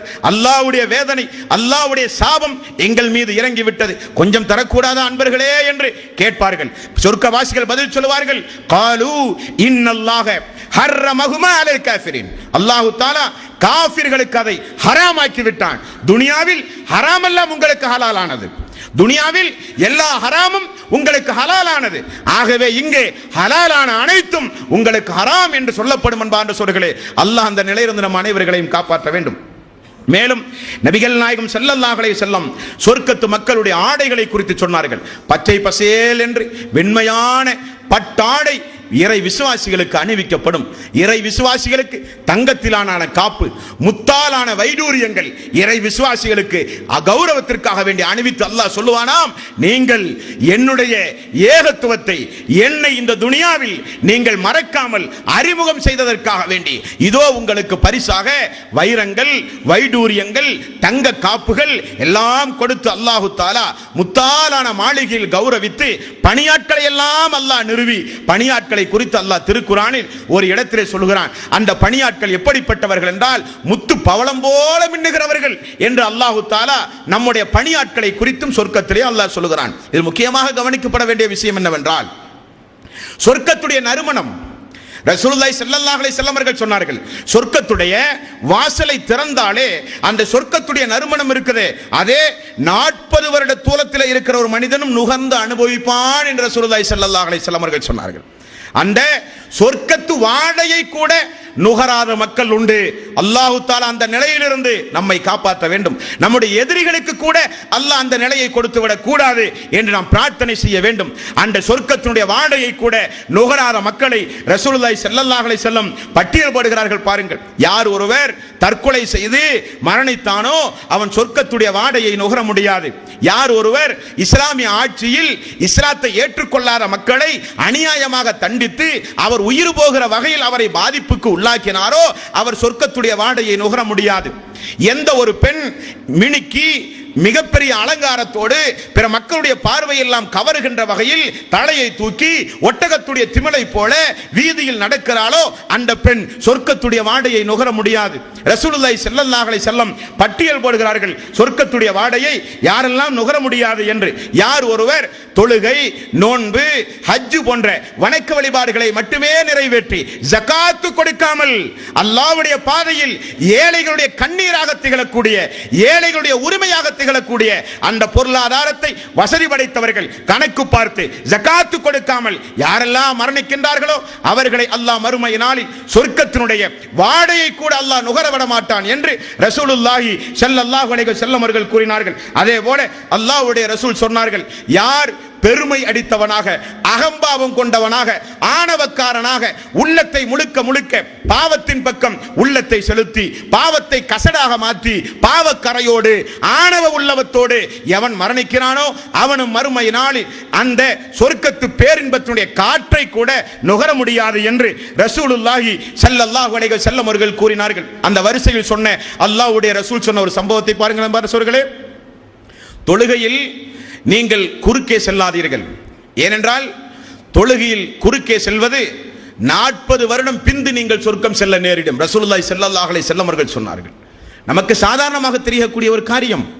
மறுமை நாளில் அல்லாஹ் எப்ப தீர்ப்பு சொல்லுவானோ முதலில் அல்லாஹ் நம்மை விசாரித்து தீர்ப்பு சொன்னால் போதுமே என்று ஒவ்வொரு அடியார்களும் நினைக்கக்கூடிய அந்த மறுமை நாளில், ஒவ்வொரு அடியார்களும் ஏங்கி தவிக்கக்கூடிய அந்த மறுமை நாளில் 40 வருடம் பொறுத்து தான் உனக்கு தீர்ப்பு என்றால் என்ன நிலைமை? நம்முடைய நிலைமை என்பான சொல்களே, செய்த குற்றம் தான் என்ன? தொழுகைக்கு முன்னால் குறுக்கே சென்றோம், தொழுகைக்கு முன்னால் குறுக்கே சென்றோம். ரசூலுல்லாஹி ஸல்லல்லாஹு அலைஹி வஸல்லம் அவர்கள் சொன்னார்கள், தொழுகைக்கு முன்பாக யார் ஒருவர் குறுக்கே செல்கிறாரோ 40 வருடம் சொர்க்கம் செல்ல தாமதிக்கப்படுவார் என்று ரசூலுல்லாஹி ஸல்லல்லாஹு அலைஹி வஸல்லம் அவர்கள் சொன்னார்கள். அன்பான சொற்களே, மேலும் நபிகள் நாயகம் ஸல்லல்லாஹு அலைஹி வஸல்லம் அவர்கள் சொர்க்கம் செல்ல நான் பொறுப்பு உங்களுக்கு, அந்த பேரின்பத்தை அடைய சொர்க்கம் செல்ல நான் பொறுப்பு என்று அல்லாஹ்வுடைய ரசூல் சொன்ன 2 சம்பவங்கள் உண்டு. யார் ஒருவர் தன்னுடைய நாவை, யார் ஒருவர் தன்னுடைய கரத்தை, யார் ஒருவர் தன்னுடைய மர்ம உறுப்பை பாதுகாத்துக் கொள்கிறாரோ அவர் சொர்க்கம் செல்ல நான் பொறுப்பு என்றார்கள். மர்ம உறுப்பையும் நாவையும் பேணி நடக்கக்கூடிய நன்மக்களாக நான் மாற வேண்டும். அடுத்தது ரசூலுல்லாஹி ஸல்லல்லாஹு அலைஹி வஸல்லம் அவர்கள் சொன்னார்கள், யார் ஒருவர் வீணான தர்க்கம் புரிந்து தன்னுடைய வாழ்வை கழிக்கிறாரோ, எப்பொழுது பார்த்தாலும் வீணான தர்க்கம், எப்பொழுது பார்த்தாலும் மார்க்கத்திலே கேலி கிண்டல் பேசுவது, எப்பொழுது பார்த்தாலும் வீணான தர்க்கம் பேசுவது. நீங்கள் அதிகம் பேசாதீர்கள், அதிகம் பேசினால் உங்களுடைய உள்ளத்தை அல்லாஹ் கடினமாக்கி விடுவான் என்று ரசூலுல்லாஹி ஸல்லல்லாஹு அலைஹி வஸல்லம் அவர்கள் சொன்னார்கள். உள்ளம் கடுமையாக்கப்பட்டால் நன்மையும் ஏறாது, தீமையும் ஏறாது, மனோ இச்சையின் அடிப்படையில் நடக்க நீங்கள் சென்று விடுவீர்கள் என்று ரசூலுல்லாஹி ஸல்லல்லாஹு அலைஹி வஸல்லம் அவர்கள் சொன்னார்கள். அப்படி வீண் தர்க்கத்திலே இருந்து ஒதுங்கி வாழ்கிற மக்களுக்கு சொர்க்கம் செல்ல நான் பொறுப்பு என்றார்கள் அல்லாஹ்வுடைய ரசூல். அதே போல சொர்க்கத்தில் அல்லாஹ்வுடைய ரசூலோடு நாம் இருக்க வேண்டுமானால் அதற்கும் அல்லாஹ்வுடைய ரசூல் நமக்கு வழிமுறைகளை சொல்லித் தந்தார்கள். துனியாவில் தாய் தந்தை இல்லாத, இருந்தும் பராமரிக்க முடியாத அனாதை குழந்தைகளை யார் பராமரிக்கிறார்களோ அவர்களும் நானும் சொர்க்கத்தில் ஒன்றாக இருப்போம் என்று ரசூலுல்லாஹி ஸல்லல்லாஹு அலைஹி வஸல்லம் அவர்கள் கூறினார்கள். அல்லாஹ்வையும் அல்லாஹ்வுடைய ரசூலையும் தன்னுடைய உள்ளத்தில் மனமாற அதிகமாக எப்பொழுதும் நேசித்துக் கொண்டே இருக்கிற மக்கள் அவர்களோடு சொர்க்கத்தில் இருப்பார்கள். உதாரணத்திற்கு ஒரு நபி தோழர் ரசூலுல்லாஹி ஸல்லல்லாஹு அலைஹி வஸல்லம் வந்து கேட்டார், யா ரசூலல்லாஹ், கியாமத் நாள் எப்பொழுது வரும்? ரசூலுல்லாஹி ஸல்லல்லாஹு அலைஹி வஸல்லம் திரும்ப கேட்டார், அந்த கியாமத் நாள் வந்தால் உன்னிடத்தில் என்ன நல்ல அமல் இருக்கிறது? ரசூலுல்லாஹி ஸல்லல்லாஹு அலைஹி வஸல்லம் அவர்கள் கேட்டார்கள். அப்ப அந்த நபி தோழர் சொன்னார், என்னிடத்தில் பெரிய அமல் ஒன்றும் இல்லை யா ரசூலல்லாஹ், கடமையாக்கப்பட்ட இபாதத்தை செய்வேன், ஆனால் நான் அல்லாஹ்வையும் அல்லாஹ்வுடைய ரசூலையும் அளவுக்கு அதிகமாக நேசிக்கிறேன் யா ரசூலல்லாஹ் என்றார்கள். ரசூலுல்லாஹி ஸல்லல்லாஹு அலைஹி வஸல்லம் அவர்கள் சொன்னார்கள், நேசித்த நபரோடு அல்லாஹ் சொர்க்கத்தில் உன்னை ஒன்று சேர்ப்பான் என்று ரசூலுல்லாஹி ஸல்லல்லாஹு அலைஹி வஸல்லம் அவர்கள் சொன்னார்கள். அதே போல யாருக்கு அல்லாஹ் 3 குழந்தைகளையோ 3 பெண் குழந்தையோ 3 சகோதரிகளையோ அல்லாஹ் கொடுத்து அந்த பெண்ணுடைய விஷயத்தில் அல்லாஹ்வை பயந்து அந்த பெண்களை வளர்த்த வேண்டிய விதத்தில் வளர்த்தி திருமண நேரத்தில் முறைப்படி திருமண வாழ்க்கையை அமைத்துக் கொடுத்தார்களோ அவர்களும் நானும் சொர்க்கத்தில் ஒன்றாக இருப்போம் என்று ரசூலுல்லாஹி ஸல்லல்லாஹு அலைஹி வஸல்லம் அவர்கள் கூறினார்கள். அதே போல அல்லாஹ்வுடைய ரசூலிடத்தில் ஒரு நபி தோழர் கேட்டார், யா ரசூலல்லாஹ், உங்களோடு சொர்க்கத்தில் ஒன்றாக இருக்க வேண்டும், நான் என்ன செய்ய வேண்டும் யா ரசூலல்லாஹ்? அல்லாஹ்வுடைய ரசூல் சொன்னார்கள், அதிகம் அதிகம் தொழுங்கள், சுஜூது செய்யுங்கள், அதிகம் அதிகம் தொழுது சுஜூது செய்தால் என்னோடு நீங்கள் சொர்க்கத்தில் இருக்கலாம் என்றார்கள். அதே போல அல்லாஹ் தஆலா 4வது அத்தியாயத்தின் 69வது வசனத்தில் அல்லாஹ் சொல்கிறான், ஓமன் யுத்தில்லாஹ வர் ரசூல் உலாயிக மஅல்லதீன அன்னமல்லாஹு அலைஹிம் மினன் நபியீன வஸ்ஸித்தீகீன வஸ்ஸுஅதாஇ வஸ்ஸாலிஹீன். அல்லாஹ்வுக்கு கட்டுப்பட்டு தூதருக்கு கட்டுப்பட்டு ஈமான் கொண்டு சாலிகான இபாதத்துகளை செய்து ஹராம் ஹலால்களை பேணி வாழ்ந்தால் நீங்கள் மறுமை நாளில் சொர்க்கத்தில் நபிமார்களோடு சுஹதாக்களோடு உத்தம சீலர்களோடு நீங்கள் மறுமையில் ஒன்றாக இருக்கலாம் என்றும் அல்லாஹு தஆலா நமக்கு வாக்கு தருகிறான். அப்படிப்பட்ட நன்மக்களாக அல்லாஹ் நம் அனைவர்களையும் ஆக்கி அருள் புரிய வேண்டும். அன்பார்ந்த சகோதரர்களே, சொர்க்கத்தில் அல்லாஹு தஆலா நிறைய மாளிகைகள் இருப்பதாக, மாளிகைகளை தருவதாக கூட அல்லாஹு தஆலா நமக்கு வாக்களிக்கிறான். ரசூலுல்லாஹி ஸல்லல்லாஹு அலைஹி வஸல்லம் அவர்கள் சொன்னார்கள், இந்த உலகத்தில் யார் ஒருவர் அல்லாஹ்வுக்காக வேண்டி அவனுடைய வீட்டை கட்டி எழுப்புகிறார்களோ அவர்களை கௌரவிக்க அல்லாஹ் மறுமை நாளில் அவர்களுக்கு முத்தாலான ஒரு மாளிகை அல்லாஹு தஆலா சொர்க்கத்திலே கொடுப்பான் என்று ரசூலுல்லாஹி ஸல்லல்லாஹு அலைஹி வஸல்லம் அவர்கள் கூறினார்கள். யார் ஒருவருக்கு அல்லாஹு தஆலா ஒரு இறை விசுவாசி இப்படி சோதிப்பானாம், ஒரு நாள் அவர் உண்மையில் சொர்க்கத்திற்கு தகுதியுடையவர் தானா என்பதை பார்ப்பதற்காக வேண்டி அல்லாஹு தஆலா அவருக்கு நெருக்கமான விசுவாசமான பாசம் நிறைந்த அடியார் யார் என்பதை அல்லாஹ் பார்த்து அவருடைய உயிரை அல்லாஹ் கைப்பற்றி விடுவானாம். உதாரணத்துக்கு மகள், மனைவி, தாய் தந்தை, சகோதரன் சகோதரி, நண்பர்கள் யாராக வேண்டுமானாலும் இருக்கலாம். அந்த இறை விசுவாசி யாரின் மீது அதிகம் அதிகம் பாசம் வளர்த்தி அதிகம் அதிகம் அன்பு செலுத்தி இருக்கிறாரோ அல்லாஹு தஆலா அந்த இறை விசுவாசியை சோதிக்க அவருடைய உயிரை அல்லாஹ் கைப்பற்றுவானாம். கைப்பற்றி வானவர்கள் செல்லும் பொழுது வானவரிடத்தில் அல்லாஹ் கேட்பானாம், இந்த இறை விசுவாசியுடைய பாசத்திற்குரிய அன்புக்குரிய அவருடைய உயிரை கைப்பற்றும் பொழுது என்னுடைய இறை விசுவாசி எப்படி இருந்தார் என்று அல்லாஹ் கேட்பானாம். அப்ப வானவர் சொல்லுவாராம், அல்லாஹுவே இன்னா லில்லாஹி வ இன்னா இலைஹி ராஜிஊன், நானே அல்லாஹ்விடத்தில் சொல்லும் பொழுது இதொன்றும் எனக்கு பெரிதல்ல என்று பொறுமை காத்தார் என்று வானவர் பதில் சொல்லுவார். அப்பொழுது அல்லாஹு தஆலா பொறுமை காத்த அவருக்கு இறை புகழ் வீடு என்று சொர்க்கத்தில் ஒரு மாளிகையை கட்டி இந்த பெயரை அதில் எழுதுங்கள் என்று அல்லாஹு தஆலா சொல்லுவான் என்று ரசூலுல்லாஹி ஸல்லல்லாஹு அலைஹி வஸல்லம் அவர்கள் சொன்னார்கள். உமர் அவர்களுக்கு கூட சொர்க்கத்தில் ஒரு மாளிகையை கட்டி அல்லாஹு தஆலா எதிர்பார்த்திருப்பான் என்று ரசூலுல்லாஹி ஸல்லல்லாஹு அலைஹி வஸல்லம் அவர்கள் சொன்ன செய்தியையும் இந்த நல்ல நேரத்தில் நாம் நினைவு கூற வேண்டும் என்பான்ற சொல்களே. ஆக இந்த உரையினுடைய இறுதி பகுதிக்கு நாம் வந்துவிட்டோம். நம்முடைய நோக்கம் என்ன என்பான்ற சொல்களே, ஆரம்பத்தில் அல்லாஹ்வுடைய 3 நியமத்தை உங்களுக்கு நான் ஞாபகப்படுத்தினேன், வாழ்க்கையில் மறந்தே போய்விடக்கூடாது. ஒன்று, நன்மை தீமை எழுதுகிற மலக்குக்கு அல்லாஹ் போடுகிற கட்டளை. இரண்டாவது, நம்முடைய நற்கர்மங்களின் மூலம் தீமையான பாவமான காரியங்கள் மன்னிக்கப்படுகிற ஒரு நிலைப்பாட்டை அல்லாஹ் ஏற்பாடு செய்து வைத்திருக்கிற நிலை. மூன்றாவது, பெரும் பாவத்தில் இருந்து ஒதுங்கி வாழ்ந்தால் சிறு சிறு பாவங்கள் எல்லாம் மன்னிப்பு. நான்காவது, பாவத்திற்காக வேண்டி அல்லாஹ்விடத்திலே தௌபா செய்யும் பொழுது பாவத்தை எல்லாம் அல்லாஹ் நன்மையாக மாற்றுகிற ஒரு ஏற்பாடு. இது அல்லாஹு தஆலா நமக்கு செய்த மிகப்பெரிய ஒரு அரும் பாக்கியம். சொர்க்கம் என்பது நமக்காக வேண்டி படைக்கப்பட்டது. நமக்கெல்லாம் சொர்க்கத்துடைய ஆர்வம் இருந்தாலும் அடைகிற முயற்சியில் பின்தங்கி விட்டோமோ என்கிற ஒரு கவலையோடு இந்த உரை இன்றைக்கு உங்கள் மத்தியில் சமர்ப்பிக்கப்பட்டிருக்கிறது. ஆகவே நாம் ஒவ்வொருவரும் இதே போல ஜமாத்தோடு, இப்படியே நம்முடைய நண்பர்களோடு, நம்முடைய சகோதர சகோதரிகளோடு, நம்முடைய குடும்பங்களோடு, அல்லாஹு தஆலா இறை விசுவாசிகளை உங்களுடைய குடும்பங்கள், உங்களுடைய சந்ததிகள், உங்களுடைய நண்பர்களோடு நான் ஒன்று சேர்த்துவேன் என்று அல்லாஹு தஆலா சொல்கிறான். நாம் அல்லாஹ்வுக்கு செய்ய வேண்டிய ஒரு கடமை உண்டு. என்னவென்றால், நம்முடைய வாழ்வில் செய்கிற இபாதத்துகளில் இணை வைத்தல் கலக்காமல் பார்க்க வேண்டும். அது நாம் அல்லாஹ்வுக்கு செய்ய வேண்டிய கடமை. அல்லாஹ் நமக்கு செய்ய வேண்டிய கடமை. இணை வைக்காமல் வாழ்ந்தால், ஏகத்துவத்தை பின்பற்றி வாழ்ந்தால் நிச்சயம் உங்களுக்கு சொர்க்கம் தருவேன் என்று அல்லாஹு தஆலா நமக்கு ஒரு கடமையையும் உரிமையையும் அல்லாஹு தஆலா சொல்கிறான். அப்படிப்பட்ட நன்மக்களாக இறுதி மூச்சு வரை சொர்க்கத்திற்காக வேண்டி பாடுபடுகிற மக்களாக நாம் இந்த உலகத்தில் வாழும் பொழுது நண்பர்கள் செய்த தவறுகள், நண்பர்கள் செய்த கோபதாபமான பேச்சுக்கள் எல்லாவற்றையும் சொர்க்கத்திற்காக, அல்லாஹ் நம்மை மன்னிக்க வேண்டும் என்பதற்காக, அல்லாஹ்வுடைய கருணை நமக்கு கிடைக்க வேண்டும் என்பதற்காக நான் உங்களையும் நீங்கள் என்னையும் மன்னிக்கின்ற மனோபாவம் உடையவர்களாக இந்த உலகத்தில் வாழ வேண்டும். மன்னிக்கும் தன்மை என்பது அல்லாஹ்வுடைய கருணைக்கு நெருக்கமானது. நாம் அல்லாஹ்வுடைய அடியார்களை மன்னித்தால், அல்லாஹ்வுடைய அடியாருடைய தவறுகளை நாம் மன்னித்து அதை மறைத்தால் அல்லாஹ் தஆலா மறுமை நாளில் நம்மையும் மறைத்து கண்ணியப்படுத்துவான் என்று ரசூலுல்லாஹி ஸல்லல்லாஹு அலைஹி வஸல்லம் அவர்கள் கூறினார்கள். அப்படிப்பட்ட நல்லவர்களாக அல்லாஹ் நம் அனைவர்களையும் ஆக்கி அருள் புரிவானாக. இந்த புனிதமிக்க ரமலானுடைய மாதத்தில் எந்தெந்த உரைகளில், எப்படிப்பட்ட உபதேசங்களில் என்னென்ன படிப்பினைகளை கேட்டோமோ அதனை நம்முடைய வாழ்வில் நடைமுறைப்படுத்துகிற நன்மக்களாக நாம் மாற வேண்டும். அல்லாஹ் தஆலா இந்த புனிதமிக்க ரமலானுடைய மாதத்தோடு நம்முடைய வாழ்வில் மாற்றங்களை அல்லாஹ் உண்டாக்க வேண்டும். கடந்த காலங்களில் எப்படிப்பட்ட நிலைப்பாட்டில் இருந்தோமோ அதே நிலை ரமலான் முடிந்த பிறகும் திரும்பினால் நம்முடைய நோன்பு பாலாகி போய்விடும் என்பதை உணர்ந்து நாம் ஒவ்வொருவரும் ஒவ்வொரு கட்டத்திலும் எல்லா நிலைகளிலும் வாழ முடியாது. தவறு செய்தவர்கள் திருந்த வேண்டும். சஹாபாக்கள் எப்படிப்பட்ட தவறுகளை எல்லாம் செய்தார்கள். இஸ்லாத்திற்கு வந்த பிறகு, அல்லாஹ்விடத்திலே தௌபா செய்த பிறகு பூமியில் சொர்க்கவாசிகளாக நடமாடி இருக்கிறார்கள்.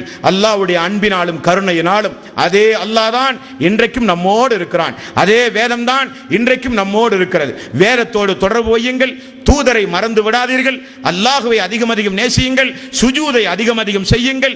மக்கள் செய்கிற தவறுகளை பொருட்படுத்தாமல் மன்னித்து விடுங்கள். அமல்களை பாழாக்கக்கூடிய தீய காரண காரியங்களில் ஈடுபடாதீர்கள் என்பதை உங்களுக்கும் எனக்கும் சேர்த்து ஒரு நசியத்தாக இந்த நல்ல நேரத்தில் செய்து உங்களிடமிருந்து விடைபெறுகிறேன். வாஹிர் தௌவானா அனில் ஹம்துலில்லாஹி ரப்பில் ஆலமீன்.